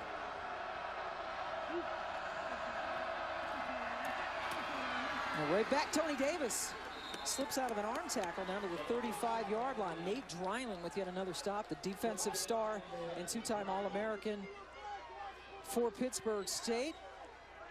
Troy Burrell being looked at over on the sidelines. His left arm hit on a punt return, and we're being told that it's a shoulder stinger. And boy, if they lose Rennell and Burrell, oosh, that's their two best guys on offense. Tough sledding. Tony Davis needs to come through big. Burrell by far their leading pass receiver. 46% of all passes caught by a Warrior this year have gone to Troy Burrell. 2nd and 4. Now there was some movement there, and the flags come in. Some Wayne State guys got up early. Had a snap issue in the first half. Need to get that cleaned up.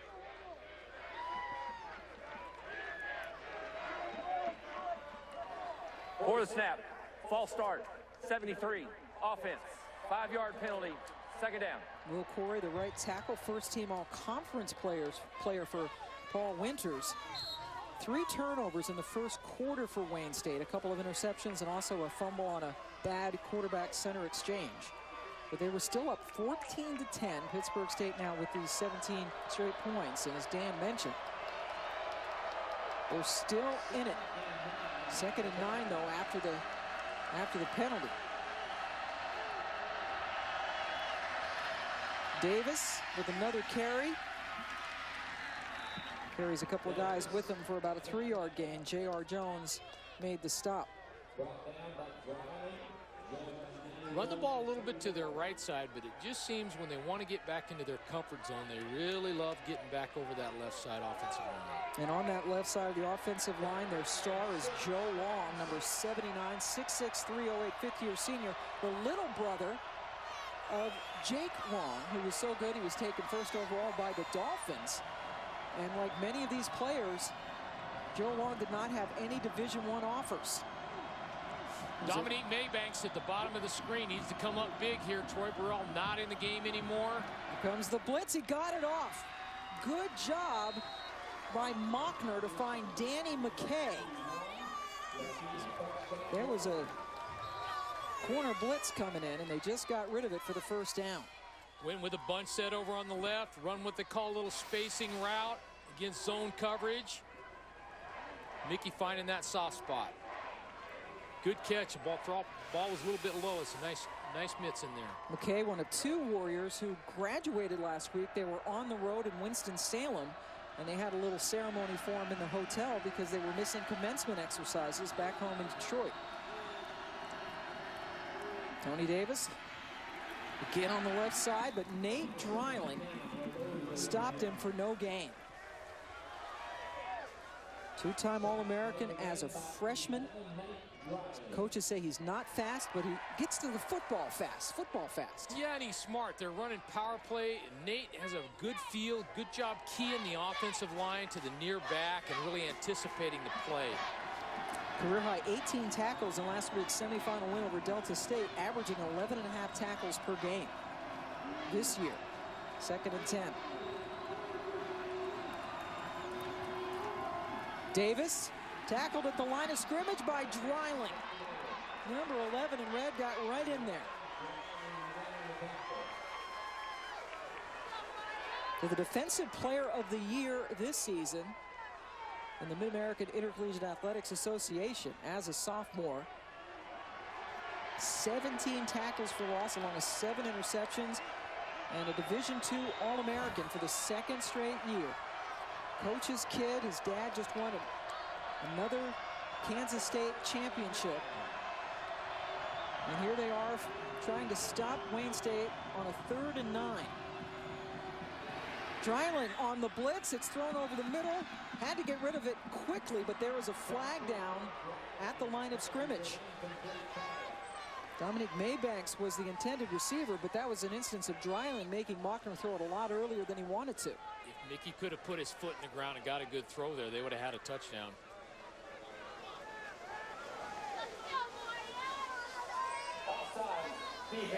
Number 90, 5-yard penalty, 3rd down.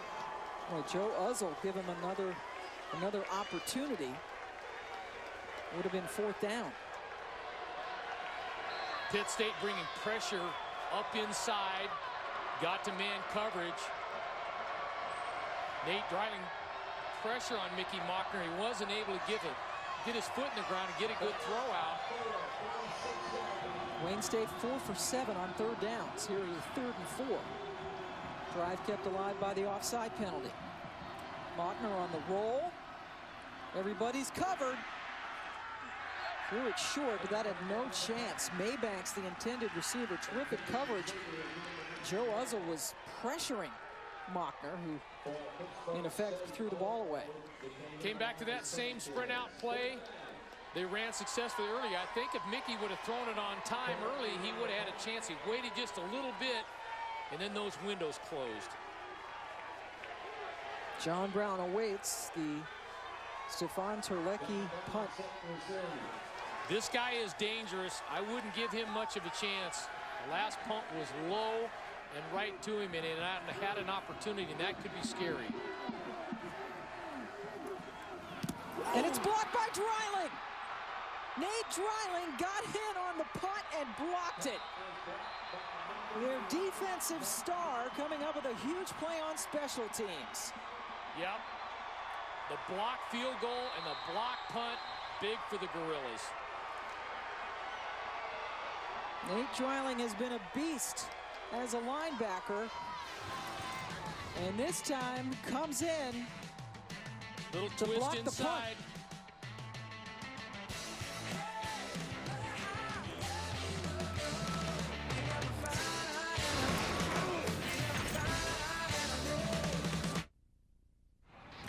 ESPN College Football is streaming live on your computer, tablet, or smartphone via WatchESPN.com and the Watch ESPN app. Welcome back to Florence, Alabama, where the Harlan Hill Trophy was given out last night. Mars Hill College senior running back Jonas Randolph was the winner as the Division II College Football Player of the Year. 120 points, just 3 points more than second place Dane Simino from Washburn University in Kansas, the closest voting in the 26-year history of the award. He's been a 4-time finalist. 4 times finalist. That's Finally. Impressive. Finally. And how about the play of number 11? Nate Dreiling has 13 tackles and a blocked punt. Pittsburg State also has blocked a field goal in this game, and they get the ball on Wayne State's side of the field at the 46, leading the championship game 27-14. Jason Spradling picks up 3. You're going to see a twist inside. Comes around to the left hand. Doesn't get picked up. The center and the personal protector go the same direction. See, they practiced it and worked on it. He didn't even run into the punter there. Knew exactly what he was doing. That is the 3rd time that Jake Craig has had a punt blocked this season. Dreiling, the son of a very successful high school football coach in Kansas. Coaches say he's a prototypical coach's kid, very respectful, respects the game, loves the game, plays it right. Raleigh Ross, the middle backer on the other side, coming up with a stop on Jason Spradling. So here they are with a 13-point lead for Pittsburg State. You see him getting a little conservative now, just trying to run the ball a little bit, eat the clock. That's been their forte. You might, if they get a first down here, you might see him take a shot, but this is a chance for them to take over the game emotionally and physically. In their offensive scheme, Zach Dickey, if you watch him at the line of scrimmage, he's always looking at the receivers, pointing, changing routes. He has opportunities to throw the ball if he needs it. 3rd and 2, they're going to go with a little bunch power set right now. Pitch to Spradling, who cuts inside, and he is taken down short of the first down by Jeremy Jones. What a treat this has been to see defense by Jeremy Jones on this side and Dreiling on the other side. Normally you'd see their tailback 33, Bryston Wilson, a little bigger back in there in short yardage. Good call, going to go for it. They've been running inside out of this set. Decided to pitch that ball outside. Good job by Jeremy Jones getting up off the ground and making that play. Pat Cecil, a defensive tackle, now is shaken up and just now getting up off the field for Wayne State. But Jeremy Jones, who you last week, we did the semifinal, and said he reminds you of the Honey Badger. Yeah. I said into Honey Badger Division 2. I'm trying to come up with a good name, though. Really? Kara and I were Googling some names to come up with a different sort of an animal. Honey Badger-like, but different. Jeremy Jones, whose mom, Gloria Herman, basically, when Wayne State called, she said, you know, you're taking this, right, son? Because it is a great academic school. So she had a big influence on him going there. First team all-conference performer, 9 interceptions, 3 of them in 1 game in the postseason, and All-American. You know what I like about watching too, Hawk, is he knows how to tackle guys. He doesn't just throw his shoulder at him, he wraps them up. He's physical. Coach told us last week, he said he's a handful during the week, but you love him on game day. Full of energy and a terrific ball player. 2 tailbacks in. On 4th and 1, they are going for it. Dickey picking it up, taking the shot to John Brown, who may have been tackled a little bit early by Aaron Cornett, but there's no flag. I think they would rule that uncatchable. Looked like that ball was a little bit high. I think it would have been a closer. Like to see John Brown stick off that a little bit more and get some separation. A little bit of contact, but again, I think that ball's uncatchable. Certainly can't catch it when you're being tackled, but it did appear to be over his head and behind him a little bit. Tim nice Beck, stop by the Warriors here. Yeah. Big, crucial down. Again, they're fighting for their lives. Need to get something going on this drive. How about that on 4th and 1? You take a shot towards the end zone. Tim Beck not happy at all that he didn't get the call. But still, Pittsburg State has a 27-14 lead.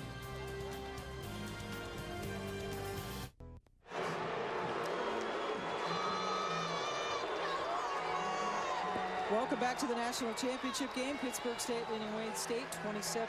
We got a great Monday night football game coming your way on ESPN. This Monday night, the Steelers and the 49ers, 8:30 Eastern, also available live on Watch ESPN. Coverage starts at 7 Eastern with Monday Night Countdown served by Applebee's. The 49ers are relevant again. It's been a while. Dan Hawkins. The glory days back from Joe Montana. They're pounding the rock with Frank Gore. Check it out. Steelers, Niners. Big game on Monday Night Football.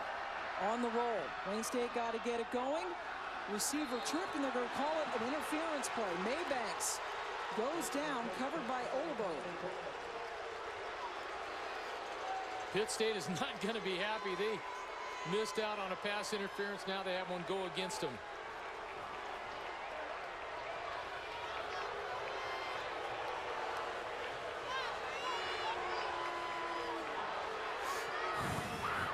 Pass interference, number 3 of the defense. 15 yards from the previous spot.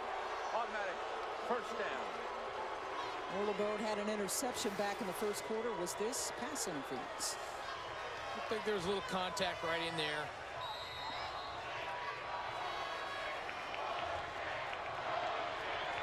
Kind of banged him in from behind. And the call goes in favor of Wayne State. Ball now on the Pittsburg State side of the field at the 48-yard line. Tony Davis, the running back, over 100 yards this afternoon. Taken down by Cody Moore. Let's go down to Kara Capuano. Troy Burrell is hurt. Out for the game, Pam, with a left shoulder injury. They've got ice on the shoulder. His arm is actually in a sling, and look of anguish on his face since the injury has just been devastating. Boy, holy smokes, Kara, that is just devastating. Josh Rennell, a senior, already done for the game, and now Burrell, their best receiver, also out for the game. So they're already down 13 points, and they've got to come back without 2 of their best weapons. Mockner going down. Great penetration. Spencer Worthington, give him credit for the takedown, but Gus Toka got in there first, number 98, a captain. Tony Davis is limping around a little bit as well out there. Because he's not 100%. He hurt his knee in last week's semifinal game. The Warriors are definitely the road warriors. Couple injuries coming off the field. 5 games on the road in the playoffs. for Wayne State, trying to bring home their first national championship and their first ever appearance in the Division II finals. 3rd and 10. Jesse Johnson now in the backfield. Mockner flushed, throwing towards Maybanks, and it's incomplete. He had a chance if Maybanks would have kept coming back. He came back a couple of steps, and they just paused for a little bit. And Devontae Bosby just kept coming over the top. Great deflection. Bosby, a true freshman from Kansas City, with the defensive play. Maybanks has become the go-to receiver. Really, after Burrell, there's a huge drop to Maybanks after that. Very little pass-catching experience for the receivers. Last time Terlecki tried to punt, it was blocked. This time he got it away cleanly, and that's a good special teams tackle downfield by Austin Nelson on John Brown. The NCAA and ESPN are pleased to announce a new 13-year extension of its agreement that goes to the 2023-2024 academic season. ESPN has been granted exclusive worldwide rights to 24 NCAA championships, continuing the coverage of the Women's Division I Basketball Championship, the Frozen Four in both the Men's and Women's College World Series. 600-plus hours each year will also include expanded programming on ESPNU and ESPN3. Among the NCAA championships we've picked up, women's fencing, which has a tie-in to this game. We'll get to that in a second. Spradling with the carry. Women's fencing actually was the last sport in which Wayne State won a national championship in anything. In 1989, the women's fencing team won its 3rd national championship. The men's fencing team has 7, so 10 national championships for that school, all in fencing. On God. It was so long ago, they weren't even the Warriors then. They were the Tartars, or the Tartars. That was their nickname. What? More on that in a second. Wayne State up 27 to 14, or down 27 to 14. And that's a good run for the first down by Jason Spradling. Wayne State used to be known as the Tartars, which, not the stuff you have on your teeth, but it's an ethnic group in Russia and that part of Asia. But now they're the Warriors, and they got run over by Spradling. Spradling part of the 1-2 punch with Bryson Wilson. Wayne State has got to get some emotion. Time for the Honey Badger Division II, Jeremy Jones, to make a big play. Get an interception, force a fumble, get a little momentum going for the Warriors. They need an emotional pickup. They're plus 11 on the season in turnover margin. They could certainly use one now. John Brown with the catch for Pittsburg State, picked up 8. You can see on that throw, it's a simple little hitch, but Zach Dickey's got a little sting coming to that ball. He can wing it, it spins, it comes out of there nice and clean, as well as his running ability. It makes him a great dual threat. Dickey, in fact, leading this team in rushing, over 1,000 yards coming into this game, and 2,100 passing yards. He had less than 1,000 passing yards last year, but really worked hard during the offseason. Improved his throwing, and it has become, in fact, a real dual threat. And he's showing you right now he can run the football on 2nd and 1, and he picks up the first down. Raleigh Ross makes the stop for Wayne State. Having success with that quarterback run to the short side. Wayne State brought some pressure, but the pressure was more inside. They were still able to get enough yardage on the outside to move the sticks. 15th first down of the game for Pittsburg State. Wayne State just has 8. They have been stuck on 14 points since Tony Davis scored a touchdown in the last 15 seconds of the first quarter.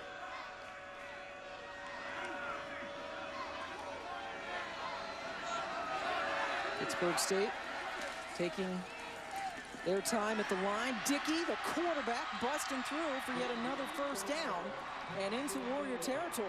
Great ball handling. Really rode that fake all the way outside. Pulled it at the last second. Running the fake outside, following his big guard, passing up his big guard up inside. But great ball handling. The senior from Pittsburg, Kansas, trying to win a national championship. in his senior year for his hometown school. As the third quarter comes to a close. No scoring in the third quarter, rather. Zach Dickey and Pittsburg State, 15 minutes away, they hope, from a national championship.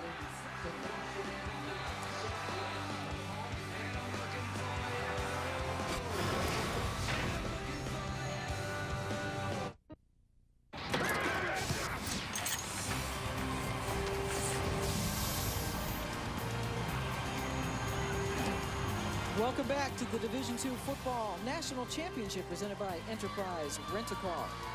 Fourth quarter about to get underway. Pittsburg State out of Kansas leading Wayne State from Midtown Detroit 27-14, and special teams have played a big role in this game. Pittsburg State coming up with a blocked field goal. Plenty of penetration, got a great bounce. Obviously thwarted the 3 points that Wayne State, and then just stealing momentum and points going the other way. Arius Harrion taking it back 85 yards for the touchdown, and then Nate Dreiling, who is just a terrific linebacker, coming up with a blocked punt for the Gorillas. It did not start well for the Pitt State special teams. They allowed that 93-yard kickoff return for a touchdown by Josh Rennell, but since then their special teams have taken over. First 10 points came off of turnovers, and now they are just trying to control this game, keeping it on the ground, and they're well equipped to do just that. Spradlin with the carry. If I'm Wayne State, I might start pressuring here to try to cause a disruption, get in the mesh point, cause a fumble, cause a turnover, big play, spark your football team. Paul Winters on the sideline, the head coach for Wayne State, also the offensive coordinator, has done a masterful job. 4 straight winning seasons. They only had 2 winning years the 20 years before he got there. Akron graduate and native, and his name is being bandied about as possibly getting the Zips head coaching job. Zach Dickey running for a first down. The quarterback again. Jadu made the stop, but another healthy gain of 14 yards for the Gorillas. And they did bring some pressure off the edge. Pitt State running into the teeth of the blitz. And Zach Dickey, such a crafty runner, getting up underneath it and getting good yards. Good tackle at the end, or he might have taken that one to the house. First and 10 from the 31-yard line for Pitt State.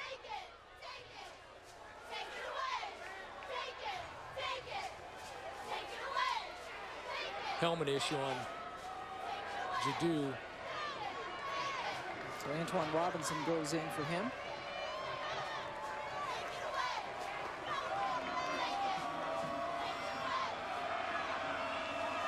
Spradlin in the backfield. Dickey showing again that he is a smart senior leader, taking his time back there, letting the clock run. Grabbing up the middle, taken down by Viverette, picked up 4 yards. Sunday NFL Countdown continues this season for 3 hours. You got Chris Berman, Tom Jackson, Keyshawn Johnson, Mike Dicker, Chris Carter, NFL insiders Chris Mortensen and Adam Schefter for all the latest news and updates right up to kickoff. Sunday NFL Countdown presented by IBM on ESPN tomorrow at 10 a.m. Eastern Time. You mentioned linebacker Ed Viverette, number 54 for Wayne State. He had a number of big plays for the Warriors last week, but kind of silenced in this game so far. Huge game and a win at Winston-Salem State, a team that had been unbeaten until last week. Spradlin taken down by Chris Pyatt. Let's go back to Steve Bunin with an update. Thank you, Pam. Jared Sullinger in this SportsCenter in-game out. Going to get x-rays for his left ankle. The Buckeyes trailed South Carolina by 4 at the half, but Deshaun Thomas is heated up. He's got 21 points, and the Buckeyes now have a 9-point lead. The game is on ESPN. Pam?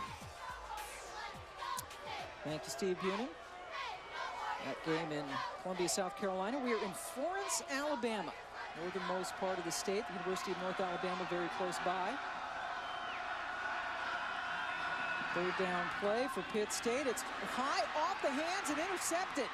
Antoine Robinson gets the pass that bounced off the hands of John Thomas. There's the interception that Wayne State so sorely needed.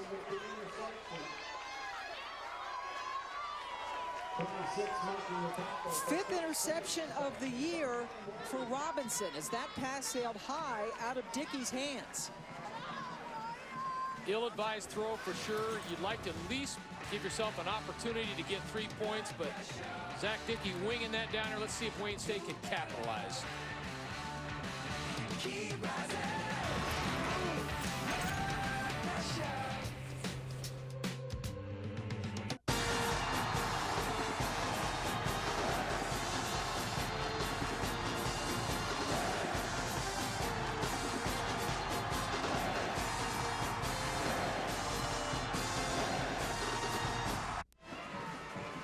12:08 left to go in the fourth quarter. The Gorillas of Pittsburg State leading the Warriors of Wayne State 27-14. They are playing for this piece of hardware, the national championship trophy. Pittsburg State trying to win its second Division II championship. They won it in 1991. Wayne State has never even been to the playoffs before this year. Their opportunity now after the turnover. Got to get it going. And that pass is complete. Danny McKay coming up with the catch, picked up 9 yards. They're liking that bunch formation, getting spacing going against the zone defense that Pitt State is running. Keep putting Elijah Olabode on Dominique Maybanks for the Warriors, so they're putting their best defender on the lone remaining top wide receiver for the Warriors. Troy Burrell out with a shoulder injury. Josh Rennell out with a foot injury as Tony Davis is taken down by J.R. Jones. So Wayne State trying to make this comeback without both Burrell and Rennell. They're two superstars on offense. And there is Troy Burrell returning a punt because Rennell was out of the game with his injury. And Burrell hurt his shoulder and he's done for the game. I don't think Wayne State needs to panic. Plenty of time left on the clock. They're down by a couple of scores, but stay with your same rhythm. Score a touchdown and then worry up getting in a hurry-up mode later. Trips right. Mockner throws it, completes it to McKay at the 40-yard line. Hit by J.R. Jones right as he threw the ball. Same scheme that they completed earlier.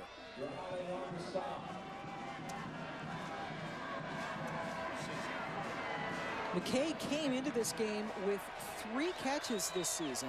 He has 3 catches in this game. So pressed into action with the injury to Troy Burrell.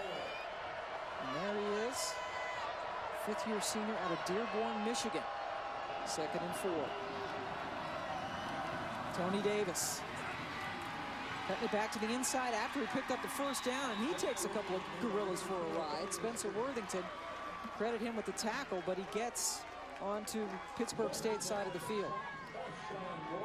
Nate Dreiling tried to duck underneath the block and got some penetration, was not able to get there as Wayne State was blocking down and pulling outside, but Nate Dreiling with good anticipation almost had a negative yardage play.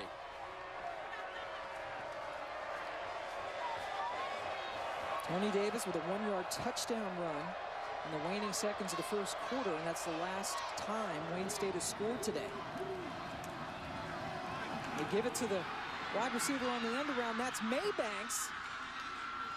And he was able to get nothing out of what looked like a negative play. Great penetration by J.R. Jones. Program comparison between these two schools. Hard to believe it could be more different. Pittsburg State tying North Alabama with the most appearances at 17 in the NCAA. Wayne State, this is the first and only time they have done it. And they've gotten all the way to the title game. Wayne State has played all 4 games on the road this year, heading up to this. This is Pittsburg State's first road game as they travel 527 miles from Pittsburg, Kansas to get to Florence, Alabama. Tony Davis, nice hole up the middle. Stopped about 3 yards short of the first down. Nice productive drive. Keep mixing it up, staying with their rhythm. They get in the end zone here, they're going to have a nice opportunity to get something going for that game-winning drive. Pretty crucial for them to be able to score as a Pittsburg State player. Arius Harrion is shaken up. He is the young man who took the blocked field goal back for a touchdown. 85 yards that gave them the 24-14 lead. a lead they have not relinquished. So while they look at Harrion, we will take a timeout in the championship game.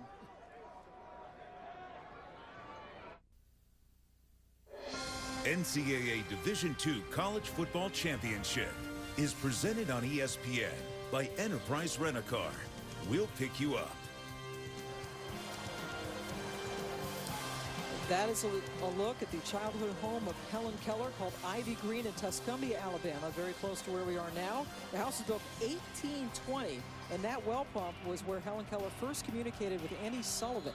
Very historic place in Alabama, and a remarkable story of Helen Keller. A remarkable story for Wayne State so far this year, trying to keep their dream alive, and they do with a first down to Danny McKay.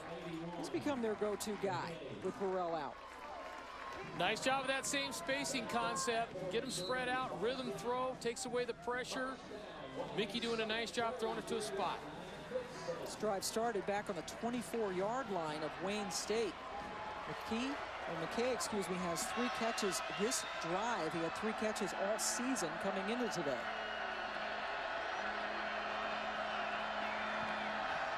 Back to Tony Davis on the ground, and he gets it to the 30-yard line, taken down by Bryant Sanchez, picked up 3.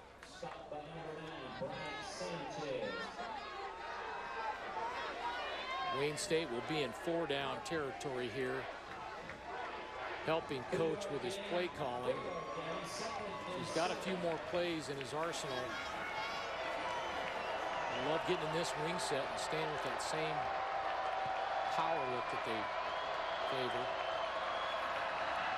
Going over to the right side, Tony Davis, Dreiling got over there yet again, along with Paul Robinson, held him to only a 2-yard gain. So 3rd and 6 coming up. Like your team in this situation a little bit is when you're on the sideline, you're going to score fine, but if you got a chance to get out of bounds, and the clock is going to continue to be reset, doesn't stop, but still you're going to save a few ticks in there. If you're on the sideline, go ahead and get out of bounds, then hustle back up and get that next play rolling. They're 5 for 10 on 3rd downs, which is about their season average. 50%, one of the best in D2. Had to throw it quickly, and he did. Maybanks did a great job to break away from a would-be tackler and picked up the first down. Great play. Showing screen to the right, coming back with a middle tunnel screen to Dominique Maybanks. Nearly interception. Good job battling, coming up with that, keeping on his feet and getting the first down. 3rd and 6, he picked up 10, keeps the drive alive. Inside the 20 now, inside 7 minutes left to go.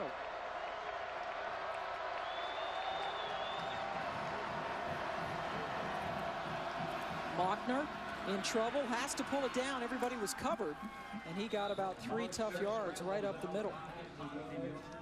Good job by Mickey. He's not a runner, but just being productive, being smart with the football. Certainly don't want to take sacks. Need a touchdown on this drive.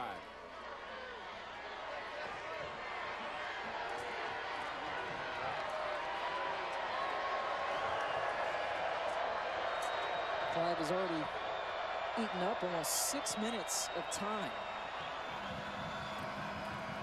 Tony Davis trying to break to the outside. Maybanks gave him a good block, and it will be 1st and goal for Wayne State. Bryant Sanchez lost his helmet as Jason Peak gets credit for the tackle. That's 11 yards on the play. Good block by the fullback. Chet Privet in there, coming back in that same set, blocking down, kicking out. You have to admire Tony Davis here. He's not running full strength. You can see that leg is bothering him a little bit, but he's really showing his heart, and really the whole Wayne State team is showing their heart. Missing Troy Burrell, missing Josh Rennell, managing to put a drive together to keep him in the game. 13th play of the drive. Right back to Davis. Cuts it inside, lunges for the end zone. The ball is out. And Pitt State comes up with it. Jason Pete with the recovered fumble. Wayne State is saying that Tony Davis was down, but the officials are saying it's Pitt State football. It's tough to tell. It looked like the ball came out when he hit the ground.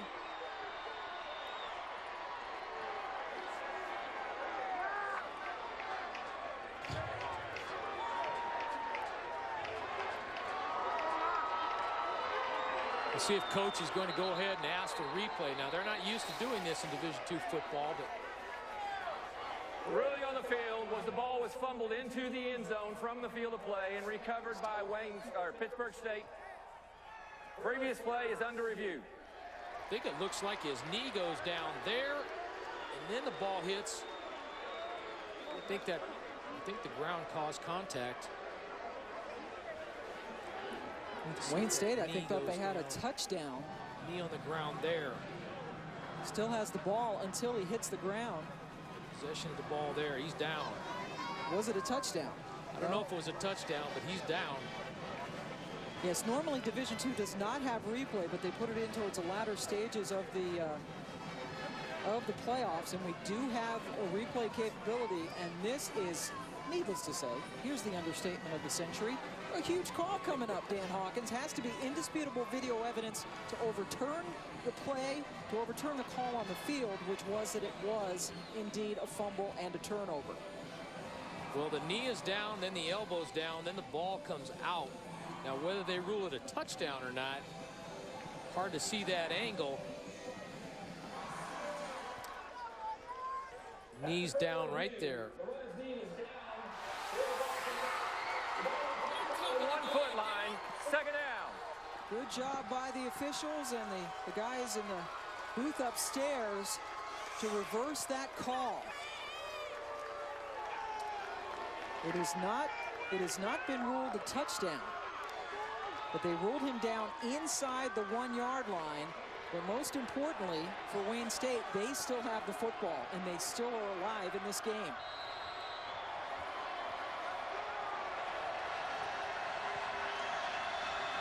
Fourteenth play of the drive. Davis, looks like he lost an inch or two. Spencer Worthington, a defensive end, coming up with his 5th tackle of the afternoon. If you're Wayne State, you certainly would love to score quickly and preserve as much of that clock for the drive you need after this. This is the third down of the drive, and they're going to get the touchdown easily. Tony Davis goes in, his second 1-yard touchdown run of the game, and Wayne State is back in it. Every time they need a big play in the running game, they go back to that left-hand side. Chet Pribble with a good block, running that power play over there behind Joe Long.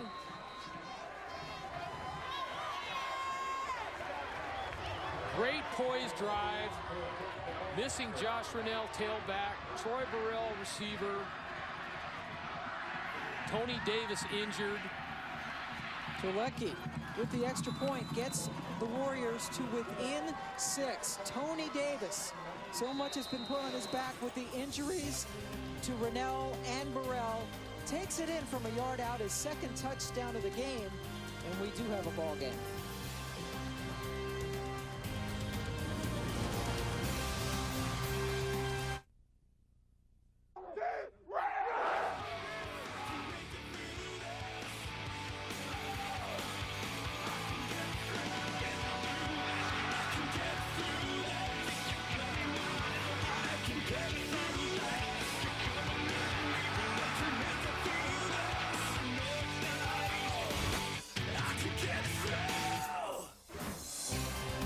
Welcome back to the national championship game. Wayne State's fans something to cheer about. For the first time since the end of the first quarter, they have scored.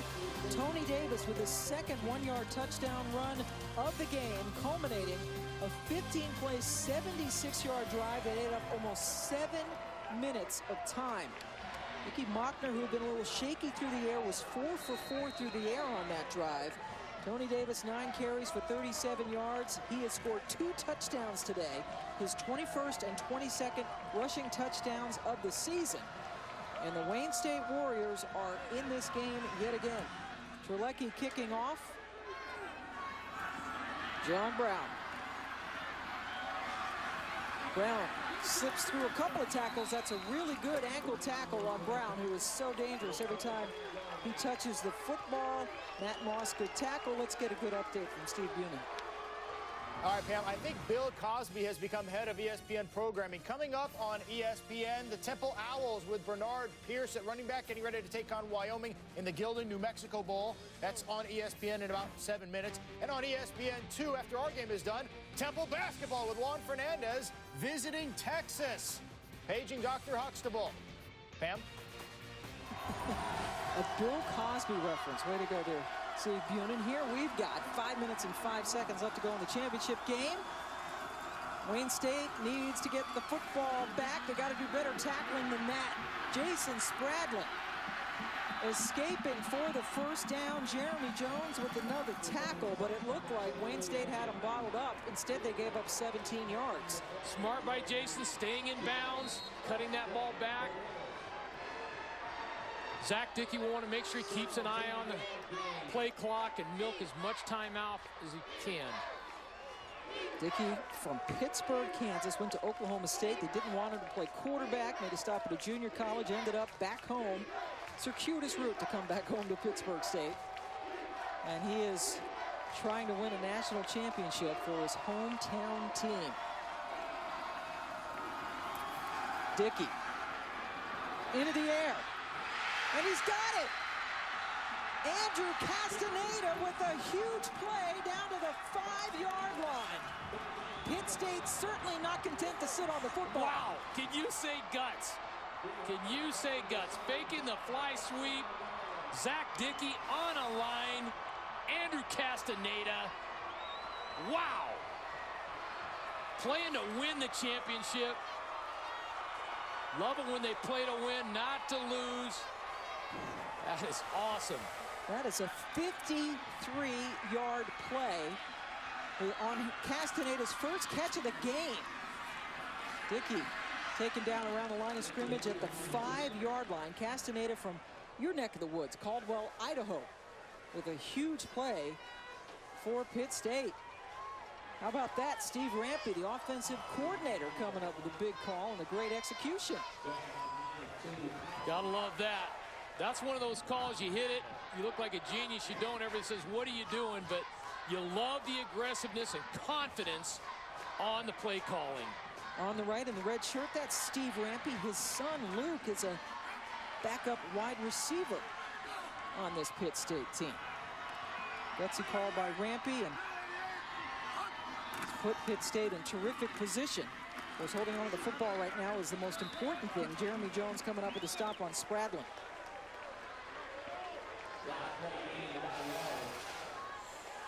Faking the fly sweep, coming across.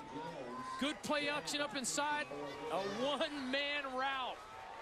And he throws a rope. You don't draw it up any better. You don't execute it any better than that.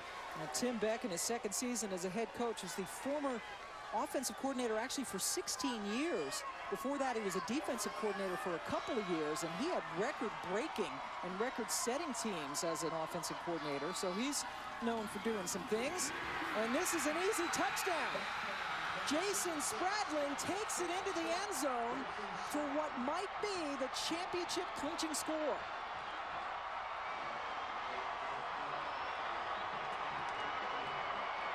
Keeping the offense on.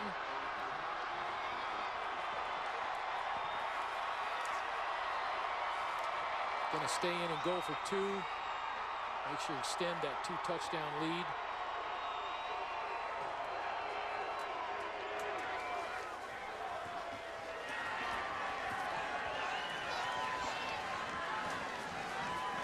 Spradlin scoring his 4th rushing touchdown of the season, and now the Gorillas will indeed go for 2 points. Got him unbalanced over to the right with that 3-receiver set. Dickey rolls that way, throws it in, and yes, they've got it. Castaneda, how fitting is that? His first catch of the game went for 53 yards. It just set up the touchdown, and now Castaneda catches the 2-point conversion, and the Gorillas are now up 14. fifth time Pittsburg State has been in the championship game.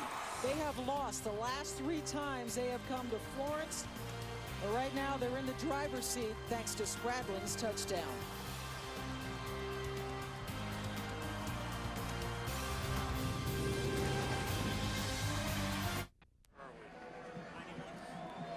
Welcome back. The Gorilla Gus has plenty to cheer about. A gutsy move, a 53-yard pass play that set up Pittsburg State's touchdown, then a 2-point conversion. They lead Wayne State now by 2 touchdowns, 35-21 in the championship game of Division II. Pitt State trying to win its 2nd national championship in Division II. They won it back in 1991 when Brian Hutchins was their quarterback. They have lost 3 times subsequently. They beat Jacksonville State in that game in '91 right here in Florence, 23-6. But the last 3 times they've come here, they have gone away not smiling with losses. Head coach Tim Beck played defensive back at Pitt State, now trying to win a championship as a head coach. Jeremy Jones back there. Their Honey Badger trying to make a big play. Usually not back there on kick returns, but he gets it into Pitt State territory as we go to Steve Bunin. Thank you, Pam. As you guys are ready to wrap up, they're ready to start in Albuquerque, the first of 33 bowl games. The Guild and New Mexico Bowl. Brett Smith, the freshman quarterback from Wyoming, getting ready to take on Temple. And Owls fans will be thrilled because coming up on ESPN2, more Temple visiting Texas. Jacobin Brown, nearly 20 points per game, 2nd in the Big 12. Non-conference matchup about 30 minutes away. Pam, back to you. Thank you, Steve Bunin. 2.5 minutes left in the national championship game. Wayne State with the football, down 2 scores. Mockner taking a shot downfield, a lot of contact. No penalty. Maybanks covered by Olabode, who has been terrific as a cover corner today. A reminder to stay with us, because after the football game, you can go to ESPN3.com for more live coverage. We will have live coverage of the trophy ceremony. Log on to ESPN3.com. Will that trophy be going back to the Gorillas? Nobody else has that mascot. That is a great mascot. A little stunt on the defensive line. Mockner gets away from it and then throws it out of bounds. This is not Wayne State's forte, especially with their best receiver, Troy Burrell, out with the injury. Trying to take shots downfield without Burrell. Need to focus on not necessarily making a 20, 30-yard pass, but getting the ball in that 5 to 10 range and letting your guys run with it and get out of bounds and move the chains that way. And you got all your timeouts left. Assuming you score, come back and get that onside kick. You need to throw it 20-plus yards down the field. 3rd and 10. Pitt State brings extra defenders. Mockner, not so nifty on his feet, runs away from it and is about a yard short of the first down. They have to go for it. Brian Sanchez chased him down. Not taking a timeout. Quick snap, Mockner hangs on to it while Pitt State was trying to get personnel on the field. Smart decision by Wayne State to do that, and they easily pick up the first down. Yeah, good little wrinkle. Paul Winter's a terrific head coach. He's a great running back at Akron, and his name, again, has been thrown out as a possible head coach there. They have great facilities now, the Zips. Mockner throwing into the end zone, and it is bounced around and intercepted. Olabode with his 2nd interception of the day, took it away from Maybanks, and that should do it. Almost terrific to tragedy. Maybanks was right there. The ball was batted up just a hair and unable to come down with it. That is the 5th turnover of the game for Wayne State.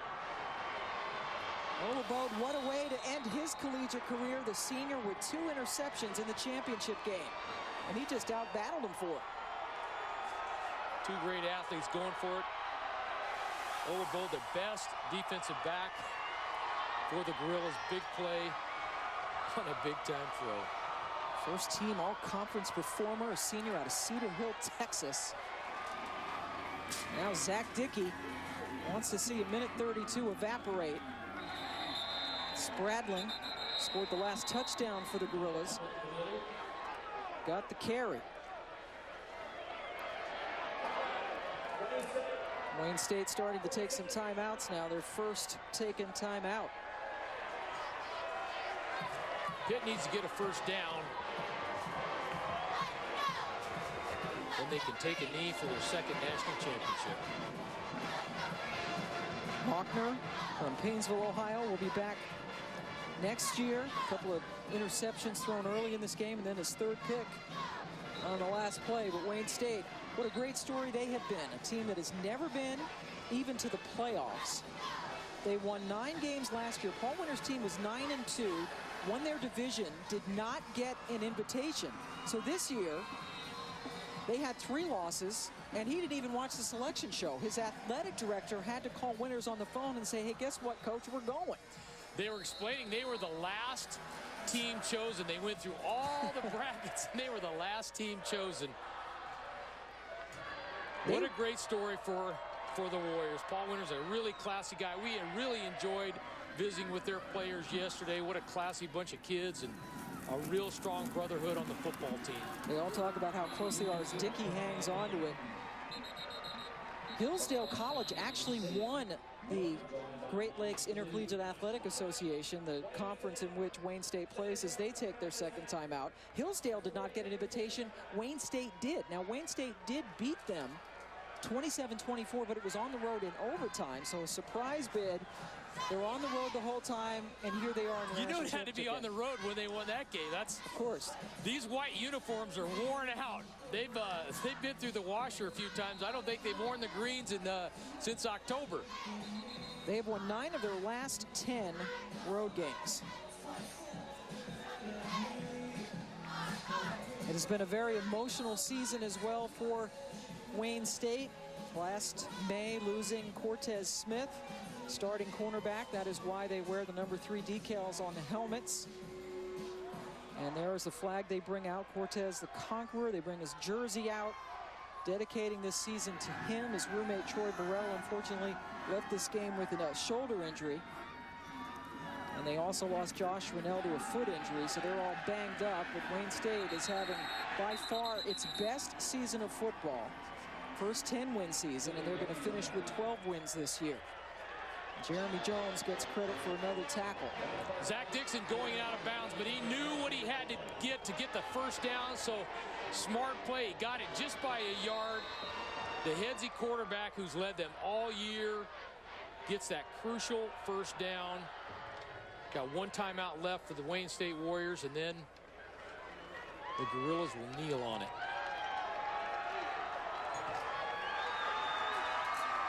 The victory formation.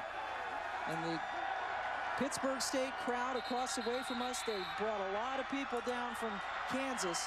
Head coach Tim Beck, who was a defensive back at Pitt State in the mid-'80s, has been with this team for over a quarter of a century as a coach. In his second year as a head coach, coach of the year in his conference. And he told us earlier this week that he once thought about moving on, getting on to a higher division, getting out of Division II, but he said you have a family, you realize you live in a great place, your priorities change. And the native of Ness City, Kansas, not a big place as you might expect, is going to win himself a championship at his alma mater. What a great story for both of these teams. As we mentioned at the top, 36 scholarships in Division II. Very few guys get full rides. Many partials, many no money at all. They play because they love the game. So Pittsburg State. Wayne State takes its last time out. Wayne State will finish 12-4 on the season.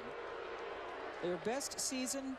We'll have to see what happens with Paul Winters. He says he has not gotten any offers for head coaching jobs. I think his phone's going to be ringing probably later on today. He was a great running back when he played at Akron, but congratulations to Pittsburg State. Tim Beck's squad about to win its first national championship since 1991. They were runner-up 3 times since then.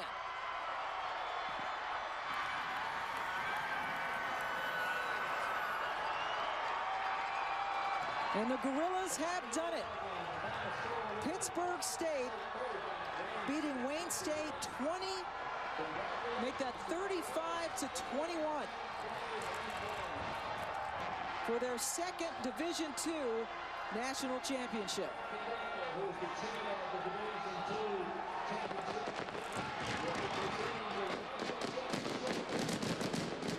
Zach Dickey, 100 yards through the air, including a very gutsy 53-yard pass late that set up the clinching touchdown. Nate Dreiling, their linebacker, with 15 tackles 1 week after he had a career 18 tackles in the semifinal. A two-time All-American as a sophomore. 5 Wayne State turnovers just turned into 10 points for Pitt State. But a great effort, a blocked punt for a touchdown. They also blocked a field goal. So the special teams, after giving up, and you are hearing fireworks, special teams gave up a opening kickoff was returned for a touchdown by Wayne State, and Josh Rennell, they buttoned things up on special teams, got it going, and the Gorillas are champs yet again. Wayne State has nothing to be ashamed of. What a tremendous season for the Warriors, and really they were Warriors, having to go on the road every single week, battling injuries. We mentioned Tony Davis getting hurt last week, and Josh Rennell filling in. Then Josh gets hurt this week, and Troy Burrell.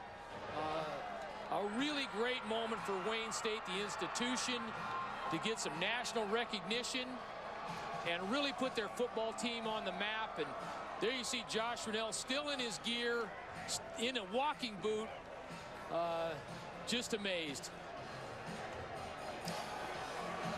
So Pittsburg State, the national champions. Tim Beck, the Pitt State grad, is standing by with Kara Capuano. Coach, every week you told the players we've got so many down and so many to go. Now you've got 14 down, 0 to go, and a national championship. What inspired you to give them that one game at a time mentality?